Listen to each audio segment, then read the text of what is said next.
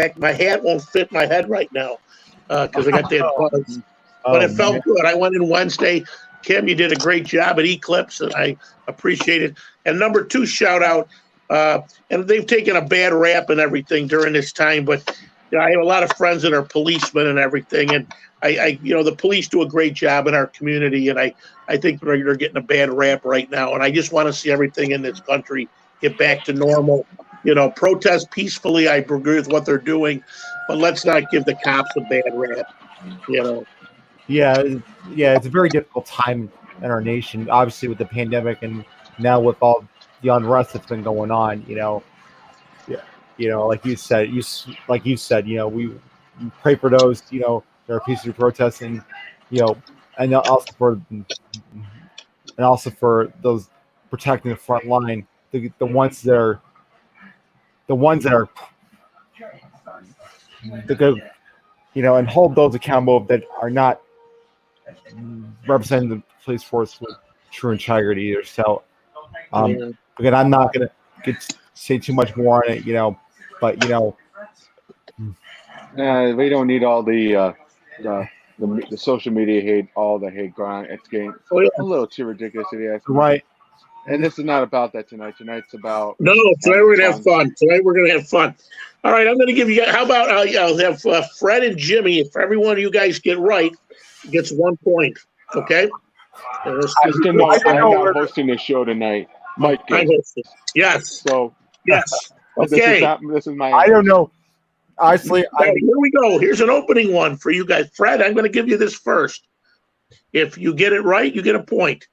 Fred, what Western New York auto body shop became synonymous with big hits thanks to its sponsorship of Bills and Sabre games? Well, that's so easy. It used to be called. It's now called Gerber Collision, but formerly known as Aruba Collision. Aruba, you got it, Freddie. That was so easy. I came back. Well, no, I got it. You know what, Jim? It'll get harder. From the Buffalo show. You give me Bills or Sabres, Jim. Oh man, I'm gonna. Excuse me, I got a little bit. I'm gonna go with Sabres first because Bills might be a little bit challenging. All right. Okay. In 2005, what Sabres forward had his number retired 31 years after scoring a goal just 18 seconds in his NHL career? I will give you two Sabre players, and you tell me which one it is. The question was, in 2005, what Sabres forward had his number retired 31 years after scoring a goal just 18 seconds into his NHL career? Was it Danny Gare or Dave Anderchuk?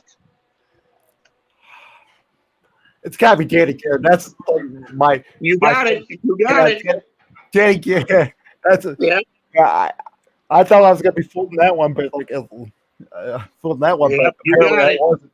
You got it. I am smart a fifth grader. I will say that. Fred, you ready for a Sabre one here? Burn it. What Sabre center scored the game-winning goal in overtime of Game 7 to beat the Senators in 1997 playoff series? 97. I'll give you a hint. I'll give you two Sabres. Wait a minute. If he doesn't answer this right, do I get the steal? Okay, yeah. Okay, well, how about I don't give you guys a hint? In 97, this Sabres center scored the game-winning goal in overtime of Game 7 to beat Ottawa. I was 5 years old when that happened. So. Well, let me give you a hint. It's either A, Dave Hannon, or B, Derek Plant. Okay, so I would want to say Derek Plant because Dave Hannon wasn't on that team. I've been watching Derek Plant highlights. is correct. Yep. Okay. Here we go. How about a Buffalo Bills one here? All right, let's get after it. Okay. For what university did Buffalo Bills running back Hall of Famer Thurman Thomas play his college football? Oh, wow. I'll give you a hint. Barry Sanders played there too. Barry Sanders. Oh man. Oh, this is a tough one. And Thurman Thomas played, and actually Jimmy Johnson coached at this school too. University of Miami, obviously. No. No. Fred, you know it? I'm going to take a wild stab at this one. It's not the answer. Somebody's screaming back there. Oh, it's Mom. Yeah. I want to say the University of Virginia? No, Oklahoma State. Oh, the Cowboys. Damn. Yeah. Wow, that is tough. Okay, who's turn? Fred, I'm going to give you a Bills question. Okay, here we go. The Bills made their Bills Hall of Fame wide receiver, Andre Reed. Remember him? Yes. Where did he play his college ball? He played at a small school in Pennsylvania. Ooh. Small school in Pennsylvania. You got a time limit on this. How long are you giving us? So, repeat the question. You want me to give you 2 clues?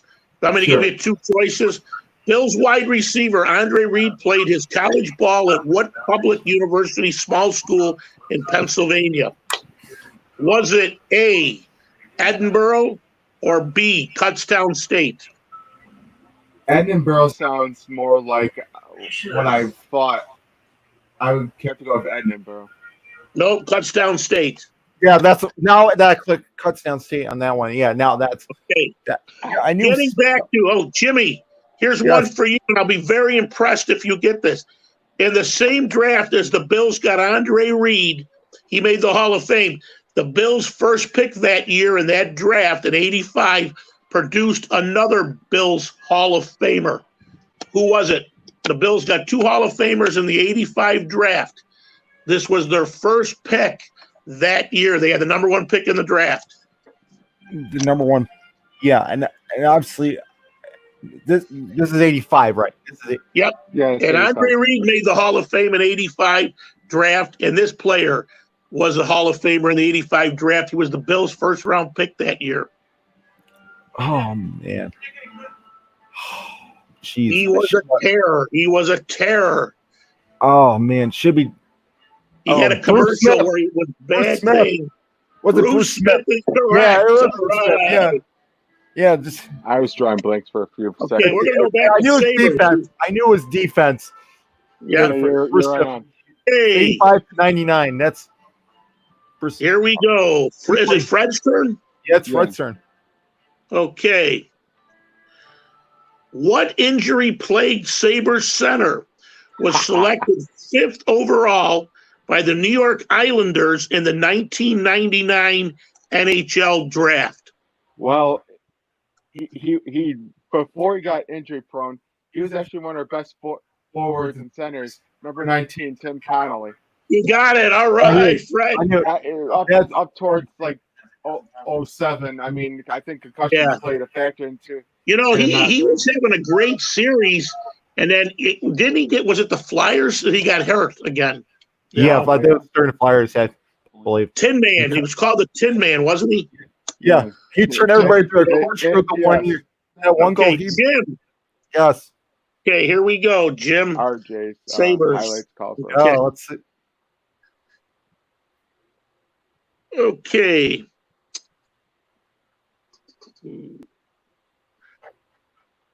In 2008, what veteran defenseman did the Sabres name team captain before he played a single game for the club? That's simple enough. He's co-host of the Inskiers on WGR and Inskiers, Craig Reve. Craig Reve, all right. And he scored the infamous his former team, and he was also a member of the Montreal Canadiens. That was his first team. So I covered. Okay, Jim. That was that question. Jim. I'll just say this: the question was brutal. Okay, here he goes. It's Fred's turn. Yes, Fred, what Hall of Fame forward did the Sabres acquire in 1990 that sent defenseman Phil Housley to the Winnipeg Jets? So this is If not. you need a clue, if you want to guess, I can give you a couple answers. Oh, so this was not in a deal for Pat LaFontaine. In 1990, the Sabres traded Phil Housley, and they acquired this Hall of Fame player. Was it A, Dale Hawerchuk, B, Doug Gilmour? Well, obviously, it would be more like Dave Hawerchuk. Yep, you got it. Yeah, Yep. I knew it wasn't for when you said Winnipeg. I knew it wasn't LaFontaine. Yeah. So, LaFontaine. Yeah. We traded Hawerchuk at one point. Yeah. Yep. Oh, here we go, Jim. Buffalo Bills. What Clemson running back did the Bills select with the 9th overall pick in the 2010 NFL Draft? 2002? 10. No. What Clemson running back did the Bills select with the 9th overall pick in the 2010 NFL Draft? Oh, 2010. They had a nice combination, him and Fred Jackson, for a few years. Oh. And then he left Buffalo, and I think he signed with, I believe, either Minnesota or New Orleans. He left our team for. I know who you're talking about. Oh, man. I know, but it's like the name. Oh, God. I need the two. I need the Okay, was it? You need two choices here. Was it? I need two choices. I think my life. John Lynch or C.J. Spiller? Oh, Spiller, dang it. I knew C.J. Spiller. Brain fade. Brain fade. Yeah. Okay. Unfortunately, I think he would have had a better. Eventually went to Denver by two, but I think didn't he get injured at one point? Yeah, he had, but he was a good. But I always liked Spiller. He was Spiller. one of the best running backs we had. Between Fred Jackson and. Of course, now we got Singletary and Moss here, so that's real. Well, let's hope. Moss hasn't signed yet. He's the only guy that hasn't signed in the draft. He will sign. So Oh, I know. Okay. 1990. This is for Fred. In 1997, what longtime Bills special team player, Ace, was ejected from his final NFL game for bumping an official? Well, if it ain't Steve Tasker, I don't know. Steve Tasker. Steve Tasker. How did he bump the official? What was the? You know what? I remember, Jim. It was on the opening kickoff, and there was a penalty, and he argued it, and he accidentally bumped the official. And the official after the game said, "If I would have known it was Tasker's last game, I wouldn't have thrown him out." That's kind of like that be played. They bump the fish out and fish on there. You're out of here, and then here you go, Fred. In 1987, it's James. In 1987, what linebacker came to the Bills in a Halloween blockbuster trade that involved running back Eric Dickerson and Greg Bell? Are you asking me or are you asking Fred? Fred? I think it's Jim? In 87, the Bills completed this blockbuster trade in Halloween. The Bills acquired this outstanding linebacker. The trade also involved Eric Dickerson going to the Colts and Greg Bell going to the Rams. Oh, wow. I'll give you a hint. Can I give you a hint? Yeah. Just a hint. His nickname was the Biscuit. The Biscuit. Oh, man. And they had an article a few weeks ago about him, why he should be on the Bills Wall of Fame, and he's not. He has a couple of sons, if I remember correctly, that play in the NFL. No, I don't think he had any. No, I don't think he had any sons in the NFL. He played his college ball at Alabama, and he was drafted by the Colts. Drafted by the Colts. He didn't play with the Colts. He was drafted by the Colts, and he held out, and Buffalo acquired him. This is one of the times where I'm going to steal. If Jimmy doesn't get this answer right. Fred, do you know it? Cornelius Bennett. Cornelius Bennett is correct. The Biscuit. Oh God, Bennett, dang it! How did I not? Very big. That's very big number 2. Yeah. All right. Wow, you Here we stumped me on go. that. I was stumped Is on it that whose one. turn? Fred, you're right. It's Fred's turn. Yeah, got- Fred, what Czech winger who played for the Sabres history has the initials VV? He was on VV. He was on the Stanley Cup team in '99.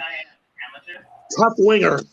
Czech winger, and his initials are VV. Vasily Vikov? I have no idea. Jim, you know it? Is it? I'm pressing my Verchek, Verchek, Roslav Verchek, Ryback, Vlatov Varada. Vabrov Verada. Who's Yeah, the he was a closest one? tough guy. He was a tough guy. Who's the closest one? Who's the Verada? Oh, Verada. Oh, Verada. is it? Who's the closest one? You. Okay, I get the point then. Okay, I got 5-4. Fred. This is gonna be Okay, all Fred, tied up. you're up, right? Fred, you're up? No, Jimmy. Oh, Jim is up? Yeah. Okay. Jimmy's up. All right, here's a Bills trivia. 1998, what quarterback helped the Bills beat the Jaguars in his first NFL start since 1989? I need some fruity flakes because it's duck fluty on that one. Yes, you got it. Was that Jim? Who got it, Jim? Yeah, it was me. Jim 5-5. Okay. All right. Here we go. It's getting tight here.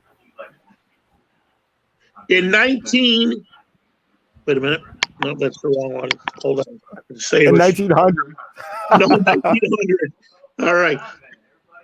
Who was the first Sabre player to wear the number 27 after Captain Michael Pecco was dealt to the Islanders? 27.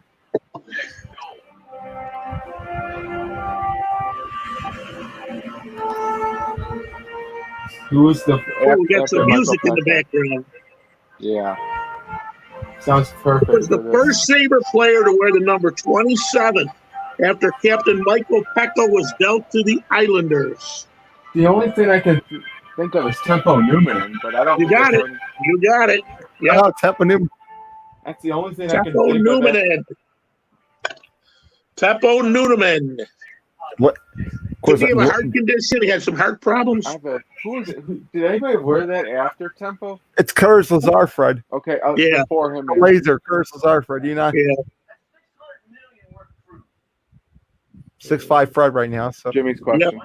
What 2001 Sabre winger was not allowed to wear the number 57 for the Bruins for fear it would be viewed as an advertising gimmick? oh wow. Sabres acquired him. The Sabres acquired him from the Bruins in the middle of the year, and he did well. And Rick Jenneret, you should always tease him about this. Oh my goodness. Oh, You guys are probably too young for this. Yeah. I'll throw it out there. I'll ask another one, but the answer was Steve Hines. Oh, Steve Hines. Okay, yeah. I've never heard of him. No, really? Steve Hines. No. Okay, here we go. That was a. Okay, whose turn is it? Jimmy's? I'm still Jimmy's turn, yeah. What speedy Russian winger drafted in 1997 scored 134 gols over 9 seasons for the Sabres? It's definitely a Finnegan, and actually, he's playing in the KHL here. He's 41 years old, and he's still got. I've seen some of his clips. I mean, he's still got game. That old Max, that goal. 6'6". What was that goal? Maximum Finnegan, what a move! What was that move? That was against Tampa Bay. Yeah, that was hot. That was hot, slick, and really bad for the rest of it. Here you go. What future captain and fan favorite did the Sabres acquire in a 1999 trade which saw Matt Barnaby shipped to the Pittsburgh Penguins? Does this involve Stu? Barnes. You got it. Barnes. I mean, You know what's funny? You know what's funny actually, though, Fred? When they acquired Stu Barnes that year that they went to the Cup, he played like 20 games for the other year, and he didn't score a goal in the regular season for the Sabres. But then in the playoffs, he had like 6-7 goals. You know, crazy, isn't it? I watched the Top Shelf documentary on how the Rick generated the Stu Bard thing. I guess the kid was trying to call him out, and he said Stu. That's trying to get his attention. Yeah, that's what. Yeah. So Jimmy, go ahead. You're next. All right, okay, here we go.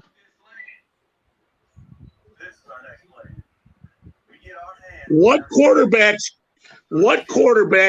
tumultuous tenure with the Bills started with a concussion suffered in his 1998 debut against the Chargers? It's Rob Johnson, obviously. That was because Doug Fleet and Rob Johnson, like those two were in stuff.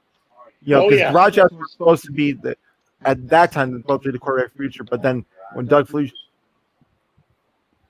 that's where the playoffs are after Rob Johnson. I think one became starter, and that was Drew Bledsoe, J.B. Lossman, Trent Edwards. All right, let's here we go.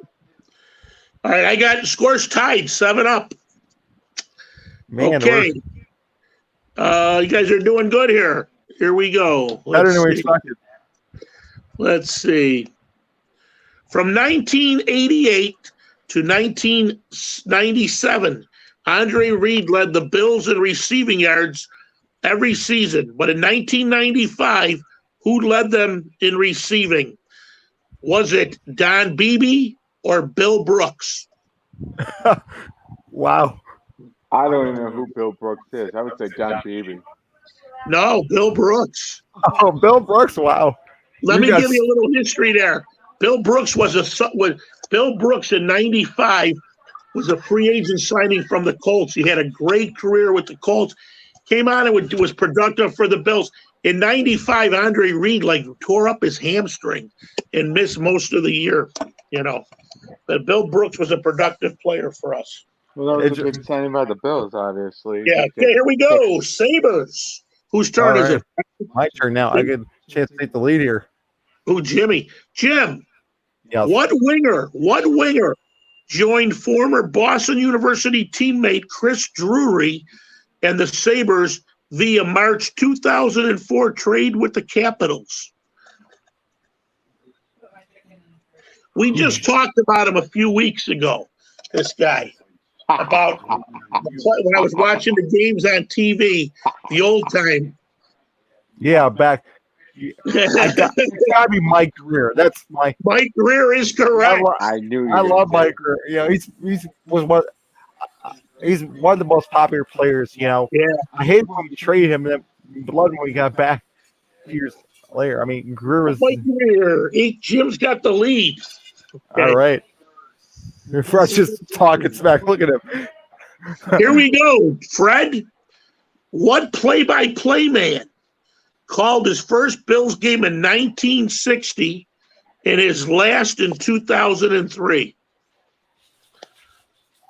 I think we all should notice. Fred's up. Yeah, Fred's up. Fred, fasten your seatbelt, Fred. It's pandemonium. Jim, I basically gave him the answer. I know, and I know the answer. Fred, he used to be a sportscaster on Channel 4. And he was voice of the Braves for a while. No, you wouldn't remember the Buffalo Braves. The NBA I know, but I cannot get out. I cannot. Oh, I know this. Jim Steele. Van Miller. Van Miller. Yes, Jim. Oh, Jimmy's in the lead. Jim, you're up again. 2-point lead.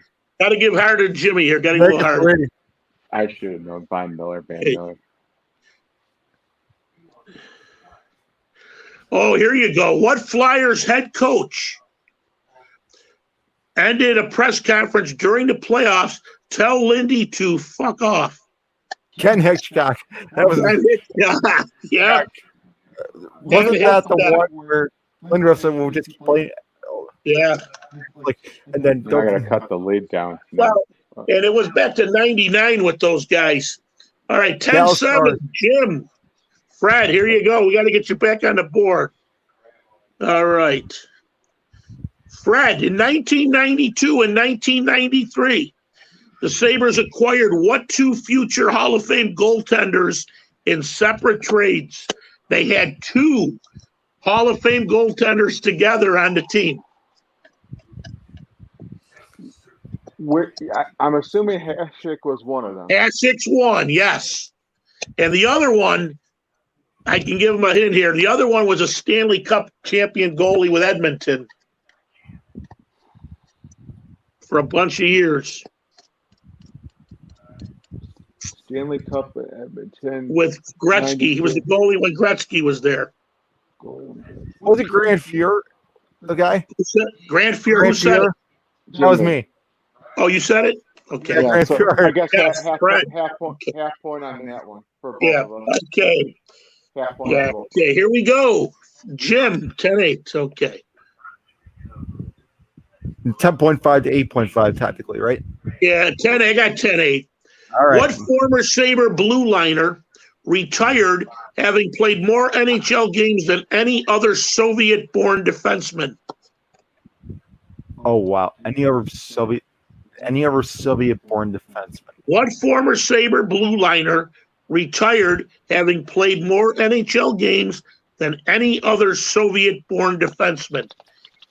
He was on the Stanley Cup team in '99. I know that. Stanley Cup team on 99. Oh God. Should know. Damn. He had a big shot. Yeah. I believe we got him from the Kings. Wow. I think so. I'm not positive, but I think so. Fred jumped at the bid for this one, so I'll just give it to him. Fred. Zitnik. Yep, Zitnik. Yeah, Zitnik. Dan, I should have known better. Yeah. 10-9. It stumped me again like the third time. I almost thought it was spot check. I actually almost thought it was I almost did too, yeah. Once you said 9, it wasn't spot check. Alexa,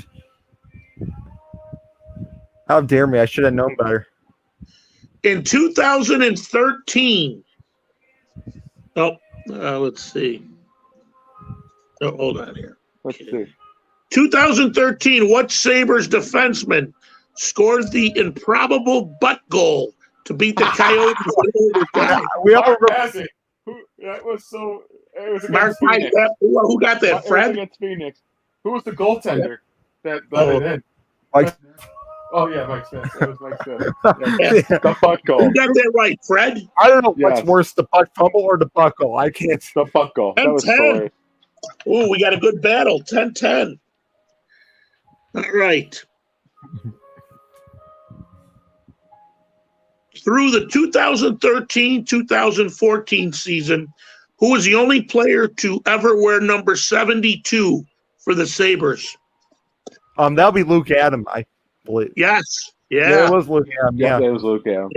Luke he was Adam. a halfway decent player in the NHL for a little while. Of course, Hey, Fred, who was a surprise starting goaltender for the Sabres when they opened the 99 Eastern Conference Finals in Toronto? Let's see. And who was the surprise starting goaltender for the Sabres when they opened the 1999 Eastern Conference Finals in Toronto? And I think they won that game 6-5 or 6-4. Is there a multiple? He played in the NHL for a while. Let me give you a hint. Yeah. Is it Steve Shields or Dwayne Rollison? Wow.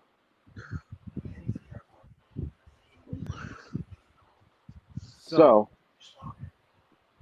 a couple of years ago, I think Shields was in the series against Philadelphia. But I don't think Shields would have been by 99. So it's got to be Rolson. Yep, you got it, Fred. Because that's what I thought. It was only 2 years ago, 2-3 years ago, the series. But I watched YouTube because on this. But I don't think Shields was.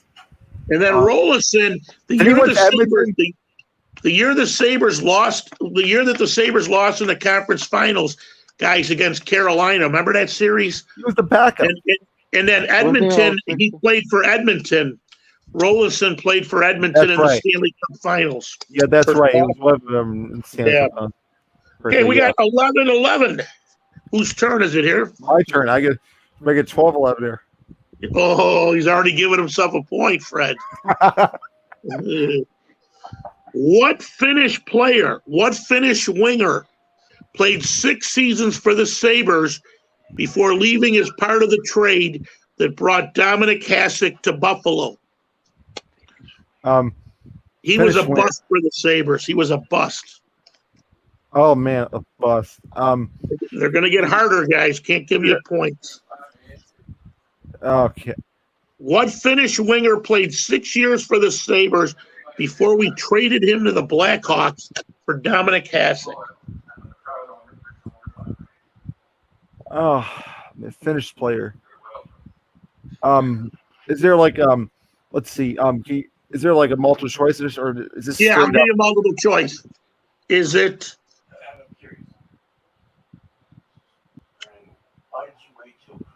Is it? Okay, Sabre play. I'm just trying to think of a good guy to go with them. Is it Christian Ruutu or Mikkel Grosek? Oh, Ruutu. It's got to be Ruutu. Like Ruutu, you got it. Yeah, Christian Ruutu. Yeah, once you said that made sense. Because I Ruutu was like find another Finnish guy to give him with you. Grosek was like 19. Was like in the late 90s. Yeah, that was in the late 90s. That was Michael Grosek was like late in the 90s. On that one, yeah. Back to me. Ooh, here you go. Who's it, Fred? Yeah, Fred. Fred. What Sabres forward retired with 27 shorthanded goals, the most in team history? Was it A, Don Luce, or B, Craig Ramsey? Ooh, man. Those are 2 great options, I'll be honest with you. So they were he's up in the rafters, right? Is that what you're saying? Well, no, he had 27. I don't know if he is. He had 27 shorthanded goals, the most in team history. And I'll give you a hint, Fred. He actually coached about 10 games for the Sabres. It sounds like I want to say it's more Craig Ramsey than Don Luce. If I'm wrong, correct me. Your final answer is who? Craig Ramsey. You got it. Yeah, Ramsey. It made more sense than Don Luce. Yeah. I mean, Don Luce is more pop. Like, yeah.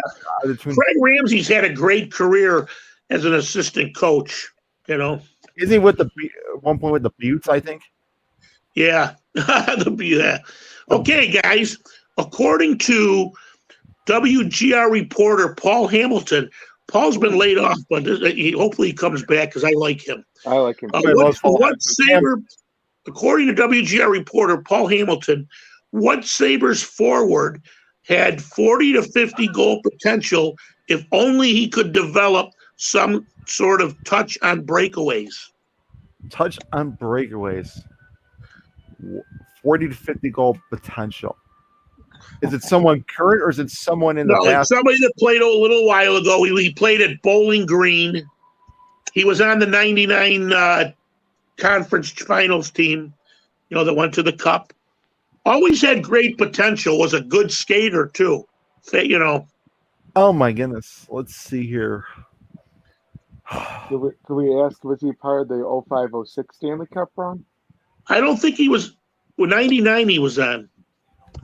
He played for a bunch of years with us. I know he was on the 99 team that made the Cup. Oh, okay. Who's the question? Jim, right? Yeah, me. Yeah. Jim, you want me to give you 2 hints or 2 clues? 2 hints. Multiple choice. Okay. Was it Brian Holzinger or Thomas Vanek? Well, Vanek I know had the greatest potential anyway, but I know it's not him. It's Brian Holzinger. Yes. Because Vanek was all 3 draft anyway. Brian Holzinger. Jen wrote like Holzinger. Like, yeah. Going back. Here you guys go. This is for Fred? Yeah.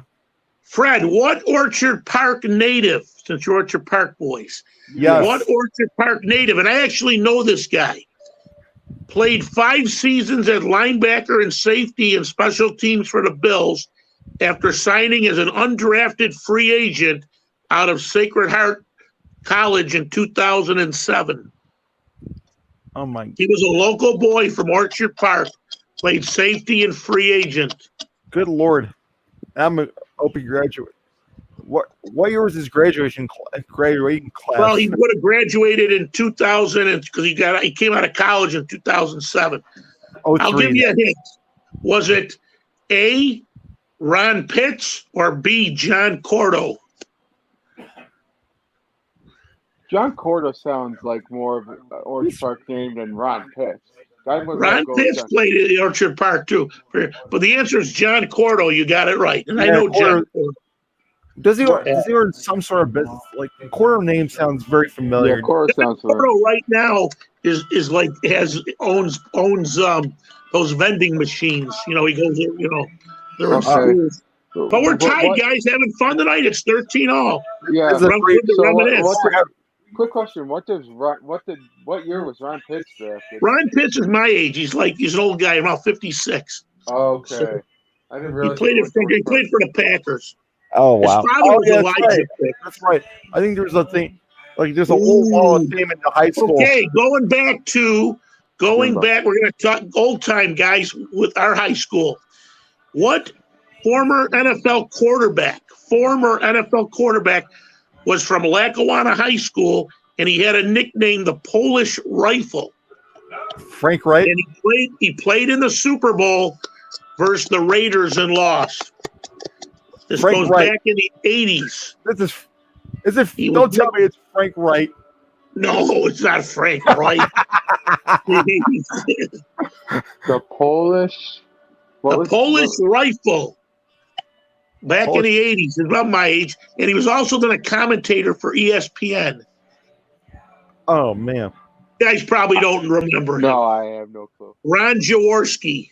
Oh my goodness, the Jaws! It's Jaws. Jaworski. My goodness, I can't believe. Yeah, he's the most famous commentator tonight. Yeah. One of the most Jaws. Jeez, how do I know? I stunk up that one. That's 4 green favor. All right, now. hey guys, whose turn is it? Fred's turn. Fred, this is for 4 points, Fred. Oh. And Jimmy, you'll get a 4-point question. Fred, for 4 points. And for each one that you get right, additional 4 points. We'll get a point for.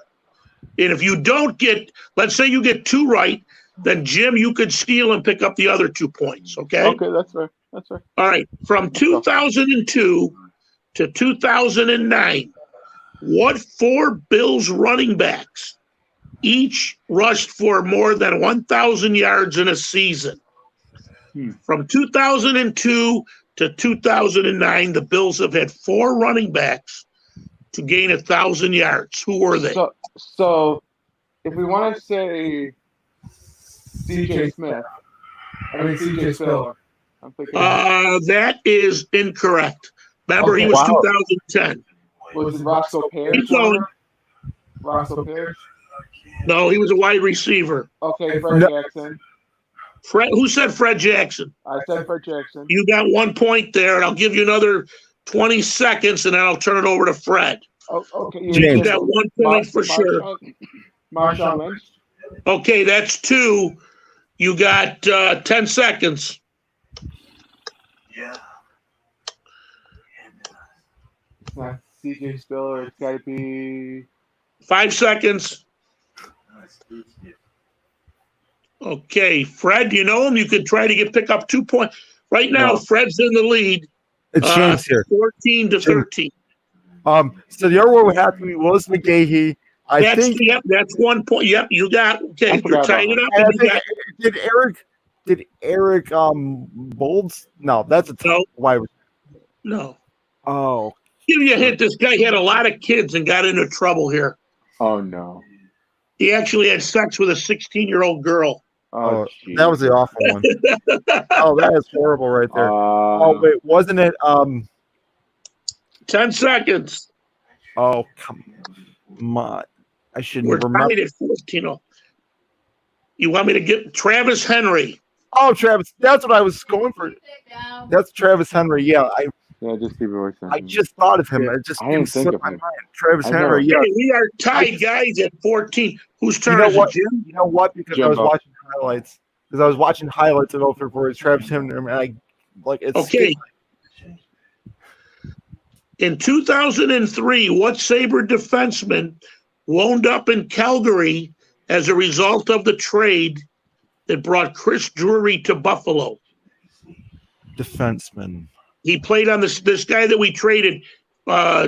We traded to Calgary for Chris Drury. He was a defenseman on the Stanley Cup team in '99. He was a big part of that team. I think I know who you're talking about, but can you give me like two options? Yep. I'm jogging my memory here. Was it Doug Bodger or Rhett Warner? No, it was Rhett Warner. That's the guy. Yep. Like Rhett Warner was on that '99 team. Rhett Warner. Rhett Warner. Fred, you're down one. And eventually won the Stanley Cup in Cap. That's no. Fred, in 2007. Fred, in 2007, Sabres forward Thomas Vanek signed a 7-year, $50 million offer sheet from which NHL team? I believe it was the Oilers, if I remember. You got it. You got it. You know what, Fred? That was right after the Sabres lost Briere and Drury. Yeah, I know, You know. Exactly. And also, too, we just mentioned about Edmonton Oilers, too. Yeah.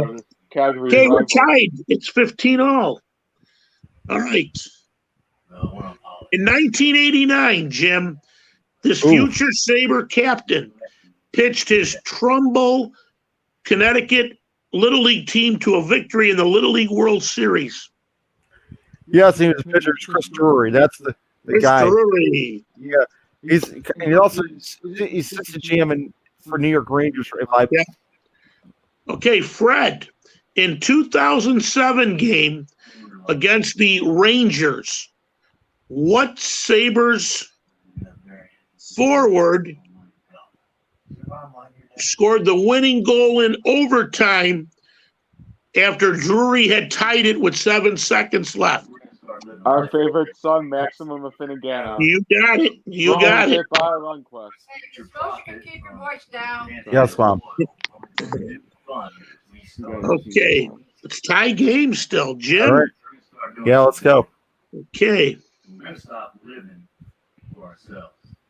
At 5'5", what Sabre winger immediately became the shortest player in the NHL when he made his debut during the 2008-2009 season? It was one of the more popular ones. I know it's Nathan. Popular ones. Nathan Gerbe. Yeah, is he still playing? He was on the championship winning Calder Cup Lake Erie Monsters. He's with Columbus as well. Gerbe. So Gerbe. You know what I remember about Gerbe, guys? I think it was the next day after Rick Martin had died. Gerbe came down and fired a slap shot, Rick Martin style, and scored against. And they compared it to Rick Martin. You know. Oh, who got that right, Jimmy? Yeah, it was the Gerbe. Jim's in the lead. Okay, Jim's got 17.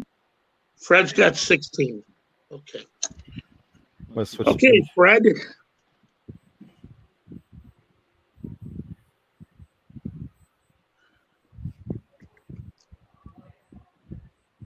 Oh, Fred, here's an easy one. What Angola, New York native earned it in both an assist and a fighting major? Pat Coletta. Got to give you a local one. Okay. I knew his mom too. I knew his mom. Yeah, she worked the ice rink. Yep, I know her. Yeah, and she was a aide for Nerf Counts at one point postseason. Yeah, she still is, as far as I know. Very lovely lady. Yeah. Okay, I'm just looking at us here. We got any Bills questions? Yeah, oh, you want Bills too? Good. Okay, Buffalo Bills questions. Give a couple Bills questions. Gotta throw out the. I got them. Asking you shall receive. Okay, Buffalo Bills. Jim Kelly played at the University of Miami. He spurned the Bills and he signed with this USFL team. What was this USFL team's name? The Houston Gamblers. That's the Yep. the Houston Gamblers. Yeah. Houston Gamblers. Well, I learned from this is something I learned from LA to Marino was that he was in the middle of a contract thing, and then the woman called the bill. They called the Bills offices. They call the offices, and he. Yeah. Okay, Fred, you ready? You're down 1. You're down 1. Fred's ready. Fred, the Buffalo Bills in when they made the playoffs with Tyrod Taylor as their quarterback, who was his backup? Are you sure that's where you want? Who was his backup? That's where I had to be. This better not be another. It wouldn't be Nathan Peterman. No. I know. Yeah, it was. It was Fred. It was Peterman. It was Peterman. So I guess you're right. Yeah. Remember that year against San Diego when he threw like 5 interceptions? Oh, 5. Yeah, 5. I got 2. Yeah. We got a tie game. Okay, Fred. Or Jim's up, right? Yes. Nathan Peterman, the legend of Nathan Peterman. Or not so legendary. Jim, the Buffalo Bills Super Bowl years. Name the 3 teams that beat them in the Super Bowl. They lost 4. 2 teams, 1 team beat them twice. That'd be the Giants, the Redskins, and the Cowboys. Those are the 3. Yeah. And Cowboys beat them twice. Yes. Well, yeah, Dallas beat them twice. Yeah. Okay. Basically, Fred, name the 4 sites that the Bills played the Super Bowls in.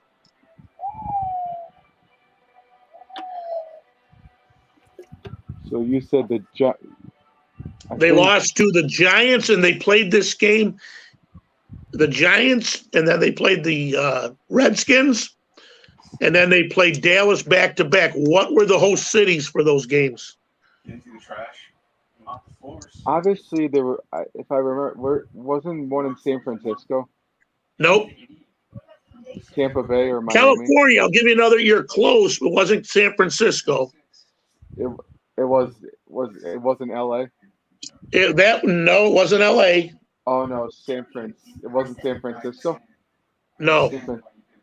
no, it was Miami. I think Miami was one of the I cities. thought Miami was one. Miami was not one. Nope, not Miami. Not Tampa Bay. Tampa Bay, yes, that's 1. Okay, Tampa Bay is 1. So You get 1 point for Jimmy if you could steal 2. San Jose. These are worth 1. San Jose. Nope, No. Oh, there's Los Angeles. There's Oakland. nope. No.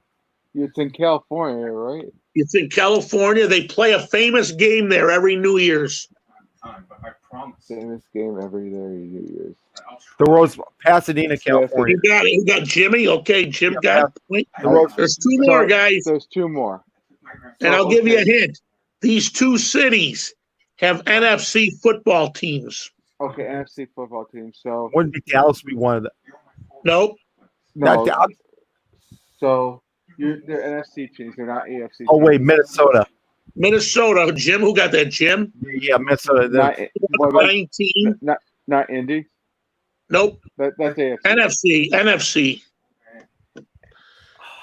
Okay. This place is very cold. It's not Green Bay, is it? Nope. It's very cold. St. Louis? No, that one. Nope. Okay, so very cold. NFC. It wasn't the Giants. The Meadowlands. Nope.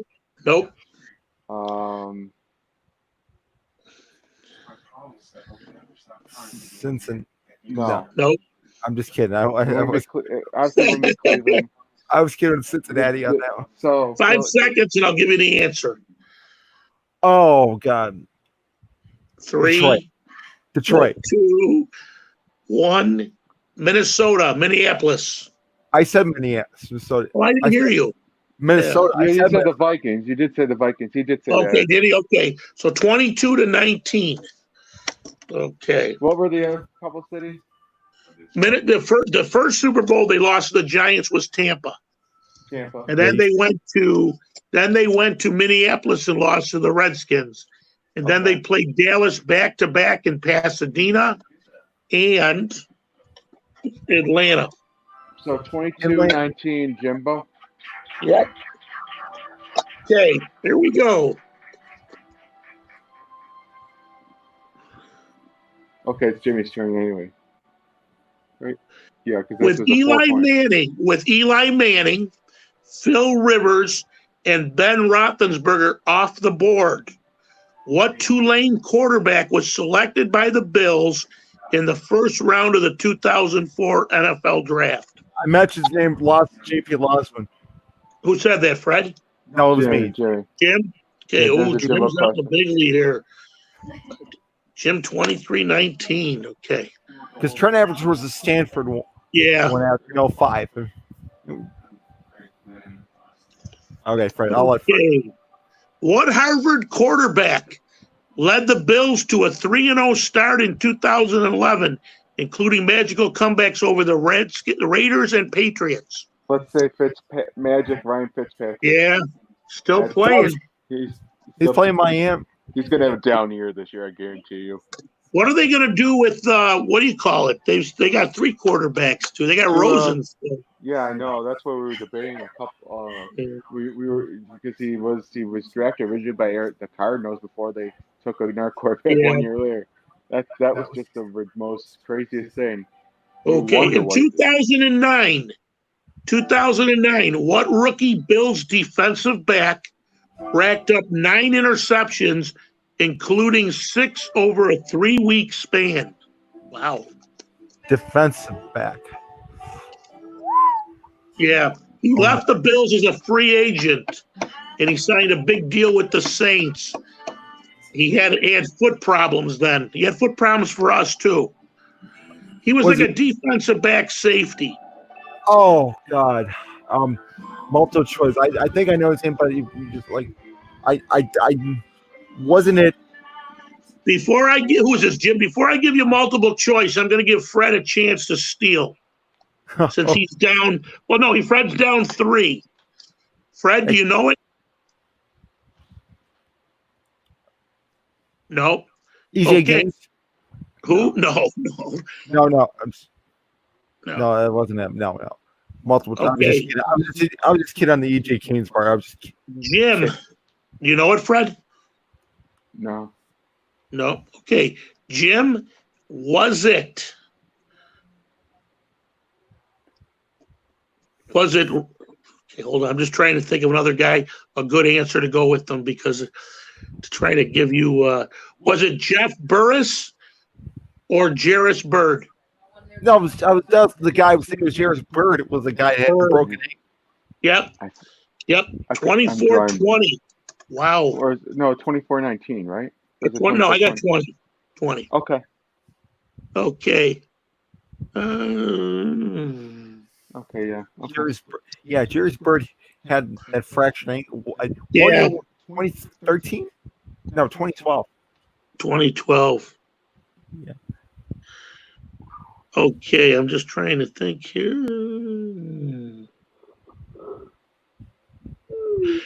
Whose uniform number was the first to be officially retired by the Buffalo Bills?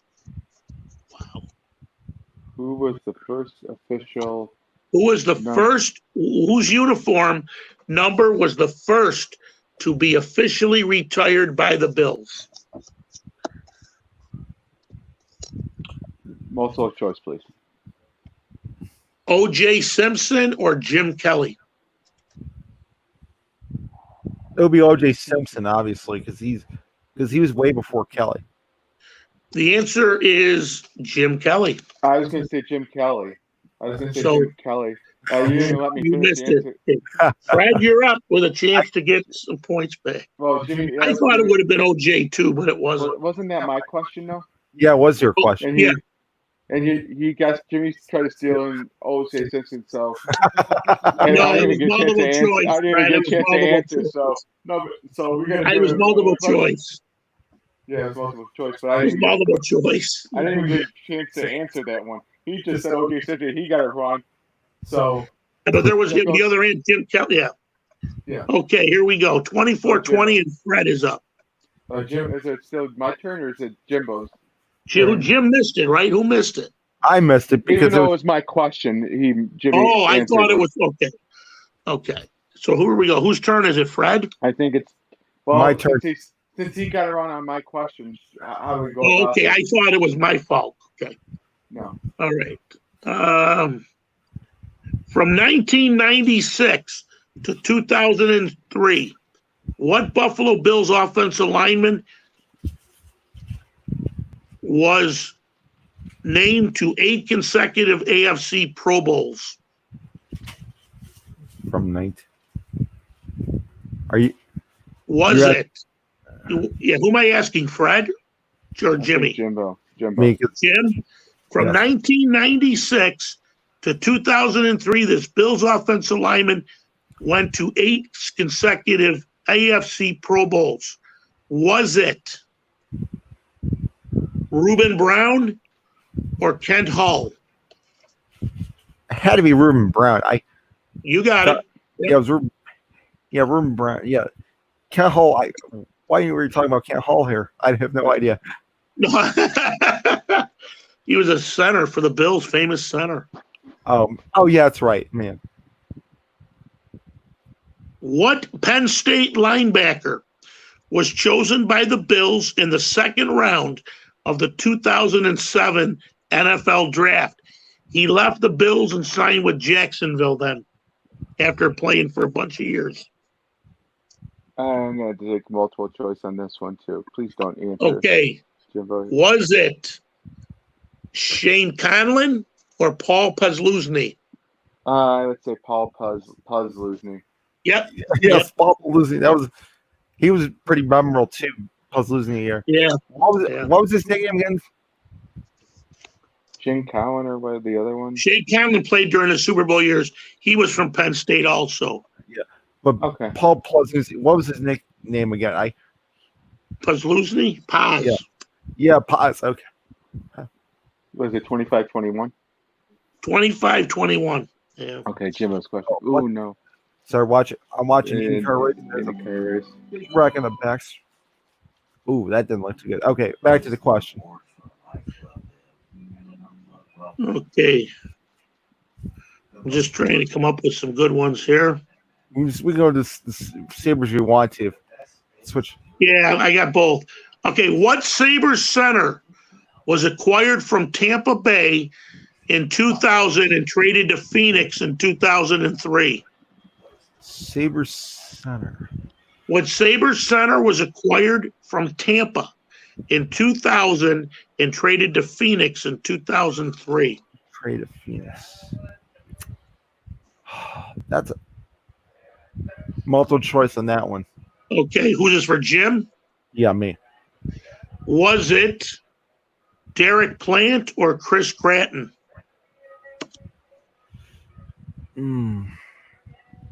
Gratton would make more sense because Plant was on the team before Gratton, so Gratton would be the guy.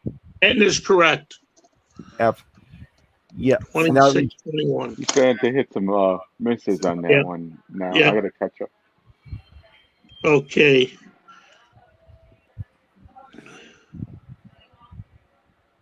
Who was the Bills' leading rusher in 3 of their 4 consecutive Super Bowl appearances? Who was the leading rusher? Who was the Bills' leading rusher in 3 of their 4 consecutive Super Bowl appearances? The only thing you can think of is Thurman Thomas, at least. Yep, you got it. That would be it. I think the one year he didn't start, if I'm not. And his helmet, he couldn't find his helmet. Yeah, the helmet. Yeah, Helmet. The famous helmet. Yeah. 26-22, guys. First guy to 30 wins. Okay. Oh, I didn't know we had. Well, you never know. You never know. Okay.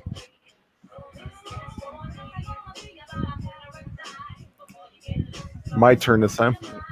In 2000, what official Buffalo Bills mascot made his debut? Billy Buffalo. Jim, is that your answer? Yeah, Is it Jim? Yeah, it's my answer. Billy That's Buff. right, 27. Yep, Everybody knows Billy Buff. yep. You know, it's not the Philadelphia Flyers. No, you got it. You got it. No, I'm just Okay. Freddie Yeah. was. Fred, in Game 1 of the 2006 playoff series between the Sabres and Senators, what player tied the score at 6 with 10.7 seconds left in the third period? Was it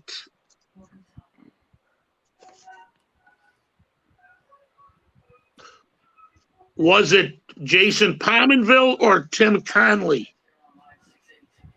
So In 2006, what Sabre player tied in playoff game number 1, Sabre Senators, tied the score at 6 with 10 seconds left? Was it Pominville or Conley? I know Palmerville scored the shorthanded overtime winner, but I would want to go with Tim Connolly. You got it. You got it. Definitely Connolly. Yeah, because 27, 23. Okay. Ooh, here's a good one, guys. Jimmy, in 2013-2014 season, what Sabres winger earned $4.5 million while netting exactly 0 goals? Oh man! Wow. How can anybody forget this one? Wow. This guy was a bust. Yo, The biggest bust I've ever. Mikhail Grigorenko. It had to be Mikhail Grigorenko. That is incorrect. Fred with a chance to steal. no, Jim. It's Billy Leno. It's Billy Leno. Billy Leno. Yeah, Philly later. It was straight for the in the Philadelphia world Flyers. are We just talking about the Philadelphia Flyers. 27. Fred, you're down 3, and you 5, 10, 15, 20, 27, 24, and you could cut it to 2 now. Valley Leno. I can't believe he blew that one.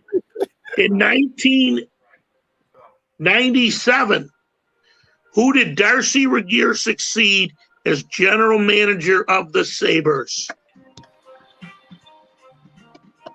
Darcy Regier succeeded Darcy took over for this guy.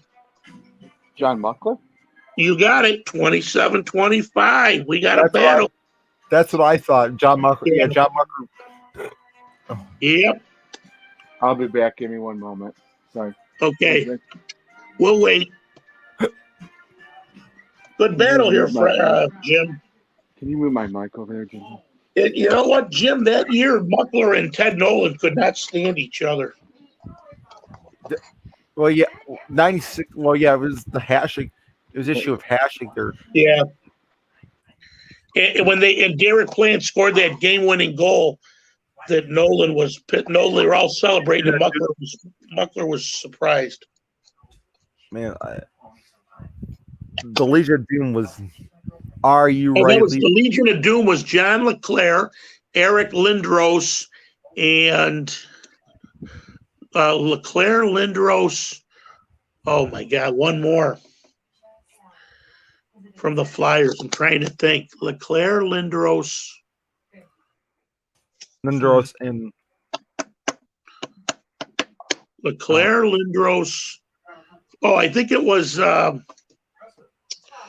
Oh my God, you think I should know this guy? I know I should. LeClaire was a big guy, U.S. guy.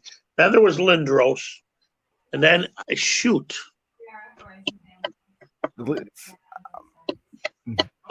Mikael Renberg is what there's. Might have been something That's like that. saying. I'm on Wikipedia said Michael Renberg, which is Michael Renberg, yeah. Which wasn't as well known. No, wasn't as well known as Kerr and Lindros, you know. Like, and Lindros.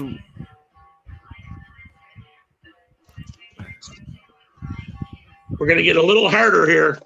I gotta wait for whose turn is it? Fred's. Jimmy's turn, right? But I gotta wait for Fred. We're waiting for Fred here. 7:25.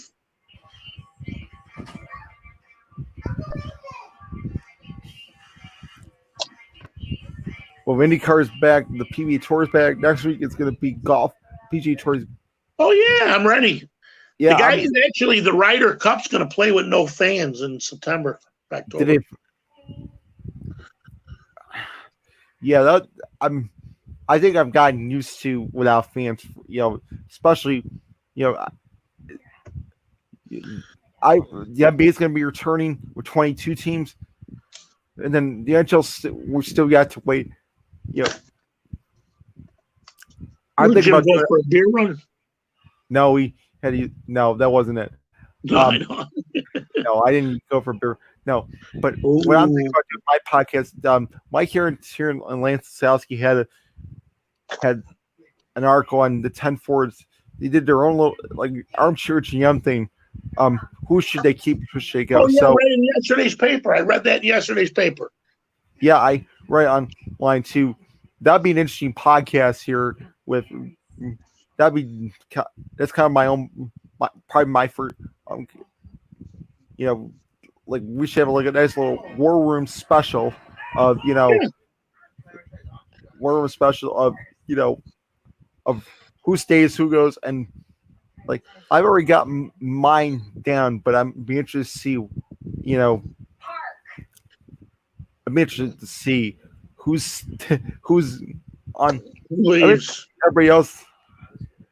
I guarantee you one thing: we know which two definitely are not going to be back on the Sabres for next year. Frolik and Saboka, yeah. We can just scratch. I think Gergensen's gone. Or not Gergen. What's his name? The guy that I mentioned before. Gergensen? No, Frolik and Saboka. No, but I think Gergensen's going to go too. Well, that's something we'll have to be on the next podcast here. Because obviously we're going to have the one of the more challenging ones. I'll be just one of the more challenging ones that I thought. There's a couple. Obviously, there's a couple that you can really make a case for or against. Just keeping. I mean, there's a couple. There's a couple that obviously I think is a definite keepers. We know the two that are going to be. We know they're going to be out, but yeah, then like six of them that are kind of six of them, that are really kind of head scratchers. But not for me. I have that issue solved. But that's another show for another day, Brad. Yeah. Okay, we gotta wait for Fred to come back. So I'm curious. Huh? Yeah, I'll be interested. Yeah, I'll be interested to hear his thoughts on it too, because I just get probably a few disagreements on. I want to see some disagreement here. I'll be hosting this. Actually, it'll probably be a separate, probably under my own podcast. It could be my first podcast, even though it'll be under the S.I.M. brand. It'll be kind of like I'll be the host of this one here. I can't wait till we do our NFL preview show. Absolutely, that's going to be a great one here. We'll pick our divisions. CBS Sports had the Bills 97, but it's a wild card. They really. Who do they got winning? Who do they got winning the East? New England? I don't know. I'm gonna have to look that up here. Well, because if Buffalo's a wild card, that means that they didn't win the East. Well, there's 3 wild cards this upcoming season on. Oh, okay. There's 3 wild cards. Well, you have 4 division winners. 4 division winners and 3 wild cards this year. Which, as we know, 2 was in the past, obviously, as we know. Mm-hmm. Let's see schedule. I need to find that article, and I don't know why. Week 1. Oh, I think I need a chiropractor. My back, my neck. I tell you, my neck killing me. You know what it is? I sleep wrong, Fred, and then I lay down, and then you feel it later. The shoulder. Yeah, my shoulder. It affects your arm, and everything's connected. But Mine's because I got bad. Let's see where predicting the full. Like, I mean, but it's gonna be some tough. It's gonna be a tough match. Rance Reno, Chiefs obviously. I think Fred's went into the stall here. Yeah, he'll be. Well, Fred will. Yeah, he'll be on the moment here. I can. Yeah, he's stalling for tactics because he knows I'm gonna. Because he knows I'm gonna win this one. This you got Smack Talk JRT. Smack Talk JRT is gonna lay the SmackDown when he comes back here. Yeah. He thinks Ice and me is gonna make me lose. I don't think so. So any word when you're going back to work or no? Not having yet, honestly. We don't know. Are you guys collecting like unemployment? Yep. Okay, Fred's back. Fred's back. Fred, you all right? Yeah. He was stalling for time. No. Okay, who's out? Fred. Right now, we got Fred with 25 and Jim with 27. So it's Jimmy's turn, right? Yes. Jim, Marv Levy and Fred Jackson are alumnus of what Cedar Rapids, Iowa liberal arts college? Marv Levy and Fred Jackson went to this small college. Is it it starts with C, right? Is it Colgate University? What'd you say? Colgate College? It's not Colgate. It's not Colgate. Oh, man. Fred with a chance to get the point. Fred. Can't look it up, Fred. Yeah, I'm disqualified for this. Cole College. Yeah. That's what I meant, Cole College. Yeah. Okay, Fred, to cut it to 1.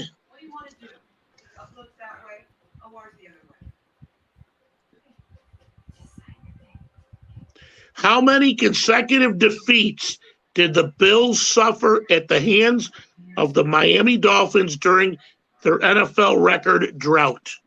The Bills lost this many straight games to the Dolphins. Was this before the Super Bowl? This was back in the 70s and into the 80s. Fred, I will give you 2 choices. Was it 22 or 20?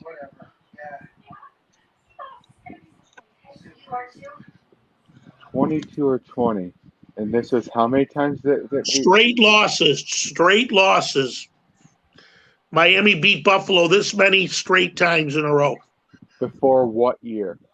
This was back in the 70s and ended like in the early 80s. Okay, so early 80s and 70s. It ended in the it was basically the whole 70s. You know. Yeah. So if you might have to go, if you're talking about it was either 22 or 20. Well, if you're looking at a 20-year gap, I would say that would make more sense than a 22-year gap. Because if you're looking at 1968 through 1988 before the Super Bowl runs, you got to remember too, Fred. They played each other. They didn't play each other once a year. They're in the East. So if you're even so probably 5 seconds. 5 seconds. 22. The answer is 20. I was right on, and you talked me out of it. Wow. I said 20, and I had it. You should have just said. Jim, you ready, Jim? Okay, I'm ready. Jim. I would have gone with 20. Jim, in 1994, what Sabre forward?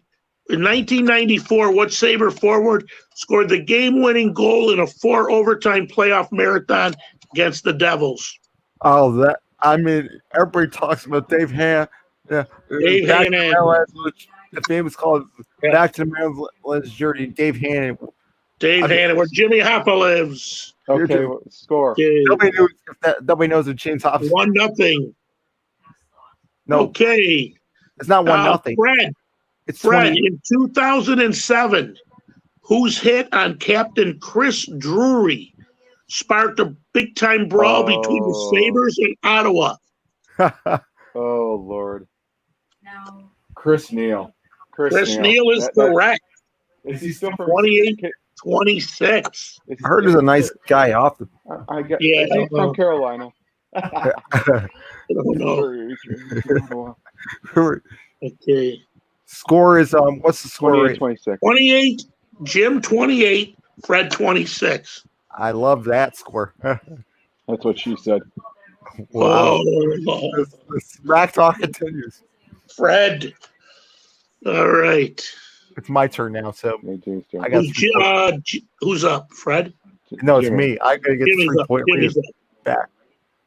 In 2010, what former Sabre winger was named head coach of the Columbus Blue Jackets?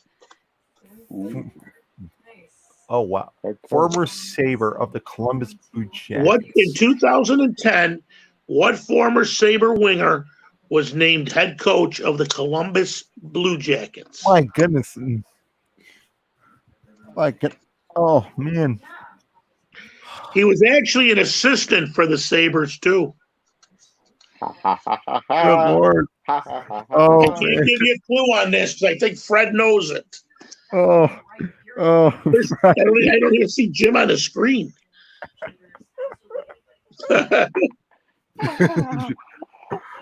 Oh God.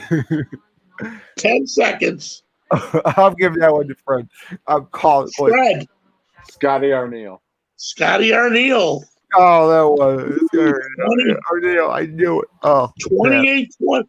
We got 28, 27. Wow. Oh, So, Fred, you're up, right? Yep. Chance to tie it. Ooh. Okay. Scotty Arneal. Oh man. Ha. It took me a while to figure that one out, but once I passed, like, oh yeah, it does sound right. No, that was true. I answered that one already. Okay. Burn on the comeback, boys.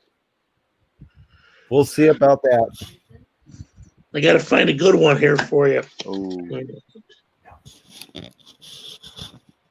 In 1996, what player became the first in Sabres team history to wear the number 00? Marty Baron. In He can't- 1996, what player? The answer, Marty Baron is correct. Yeah, 28 all. eventually Jim, came. you're up. He actually was 43. He's 43 in our hearts. Number. He went to 0. Yeah, he went to.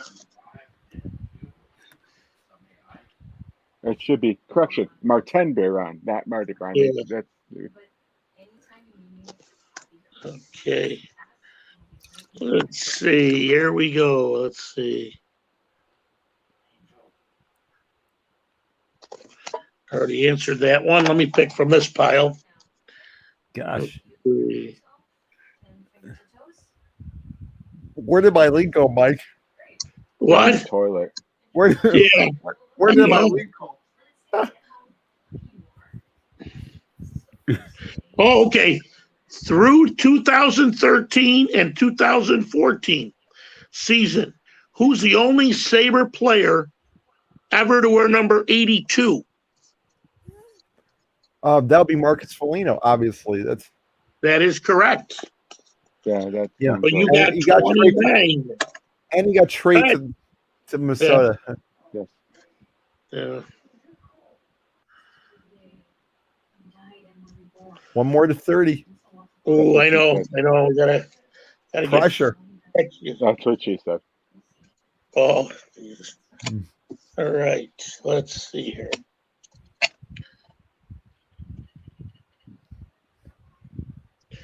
In 2011, what forward scored a goal in each of his first 2 games with the Sabres after being acquired in a trade with the St. Louis Blues? In 2011, what forward scored a goal in each of his first 2 games with the Sabres after being acquired in a trade with St. Louis? Okay. So This is 2011, right? This was Yeah. before Ryan Miller. Am I allowed multiple choice on this? Multiple choice on that? Yeah. Was it Miroslav Satan or Brad Boys? It would be Brad Boys. Brad Boys is correct. Why would you? I forgot about Bad Boys. I knew Why did you? It's not Brad Boys. Double B. Yeah. it's been a while. So we are tied at 29. 29 each. On the hill. Ooh. On the hill. Now, do you got to win by With 2 a points? chance Or, to win. With a chance to win. Clutch Man's going to be ready. Jimbo Slice is going to be Captain Clutch on this question. Or Oh, Captain okay, here Cliffhanger. we go. Captain Cliffhanger. Fall off a cliff like Tom Brady. What Sabre center served up the pass to Brad May for the legendary Mayday goal to complete a sweep of the Bruins in 1993? I'll call it victory. Pat LaFontaine. You're right. Yes. You're right. Good match, guys. 30-29. Wow. Yeah. And what's the prize for the winner? Tim Hortons coffee. Yes. And Fred, you get a donut. So That I'll ain't too take good. that. good match. That was a good match. That I was think very the Super Bowl question was the one that was sort of, I think the 4 running backs. If I Yeah, could that get was a one more killer. point, Marshawn Lynch. Is he? Marshawn Lynch is still. Came on and played at the end of the year last year. I'm not sure. Was Yeah. he with? He wasn't with Yeah, Seattle. he's still with Seattle. Yeah. I thought Yeah. he was with San Francisco or No, he left Oakland. He left Oakland. Oakland. Yeah. Yeah. Actually, you know what? No, he did sign back with Oakland, didn't? No, Seattle. Didn't he come out of the park? Wasn't he the week before he came out of retirement? He was drinking shots at the tailgating parties. Oh my goodness. Hey. Yeah. Yeah. Okay. Actually, you know what? Let's go to that article here since we're on the subject here. So, the Buffalo News, they did a nice little war room style. There are 10 players at Sabre. So, I'm going to give you the 10 players. Where did our main man Mike go? I'm here. I'm here. All right. I guess Jimmy's hosting. I was gonna do another podcast, but since we're here and so it's time for what Sabres free should stay, go, or if you're not too sure. Did you exit Mike out of there? No, I did not. You have to give him. Let's see if he comes back on that. We lost him. No, we did lose him. What happened there? Yeah, just resend the link. Okay. Something happened, so. What happened? We lost you for a moment. I'm here. I'm here. Popped up screen. Okay, now we're back on. Trish Stratus came in the room. So. Oh my goodness! Wow. So we are transitioning from game show to the Jimmy episode. Yeah, we're gonna make this. We're gonna have 30 seconds each to 30 seconds each of 10 Sabres. We're going to play Archer GM here between the three of us and try to figure. So we obviously know that. So this is our Sabres UFAs are free. They're tough decisions here. So Mike Harrington and Lance Selsky did article on, and they had the list of who they believe should stay or go here. And we obviously know 2 names that will not be most likely are not going to be back series are Michael Fro. So let's see. I'll start. Mike, I'll let you start here with Michael Frolik. Ghost. Goodbye. Frolik's gone. That was easy enough.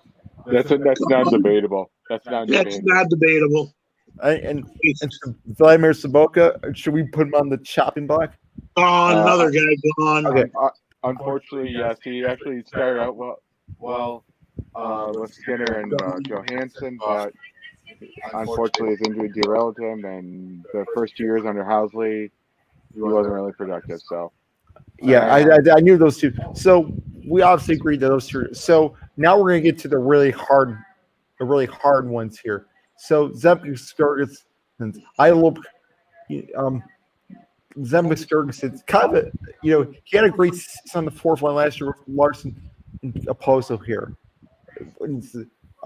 He's been, besides Ristolainen, he's been one of the longest tenured Sabres on this team here. So, Mike, should he stay, go, or is there a pause here? I'm gone. He's gone. He's gone in my books. Been here way too long. That doesn't produce. See ya. it's not so much necessary production, but yeah, you provide the grit and the energy. But yeah, I think he needs a fresh start elsewhere. Yeah. And nothing personally, it's not. Unfortunately, we were expecting Mikhail Grigorenko to pan out, and he never did. And he was in the same class along with Zadorov, I recall. Yeah. Or maybe I think Gergensen's might have been a year later than those two. Okay, Jim, who's next? Yeah. Yeah, I had Gergensen's. I would have to agree. Gergensen's obviously, I think he's turned to a nice far from her. Provides the energy, but I like I said, I think he needs a change of scenery as well. So the next one I had on the Johan Larson. Bring him back. I like him. Yeah, he's very the guy. For You know what? I would bring him back, but I wouldn't. I mean, sometimes I think you might find something out of him because I would bring him back, but I wouldn't bring him back on like a long-term deal. I'd keep at least a 1 to 2 year deal until you find another replacement for Larson. Do we like a Matej Pekar? I think he probably have more upside at this point than Larson within the next couple of years, or maybe Sean Malone. Even though he's injuries and concussions, you could, if you were wanting to move on from Larson and that.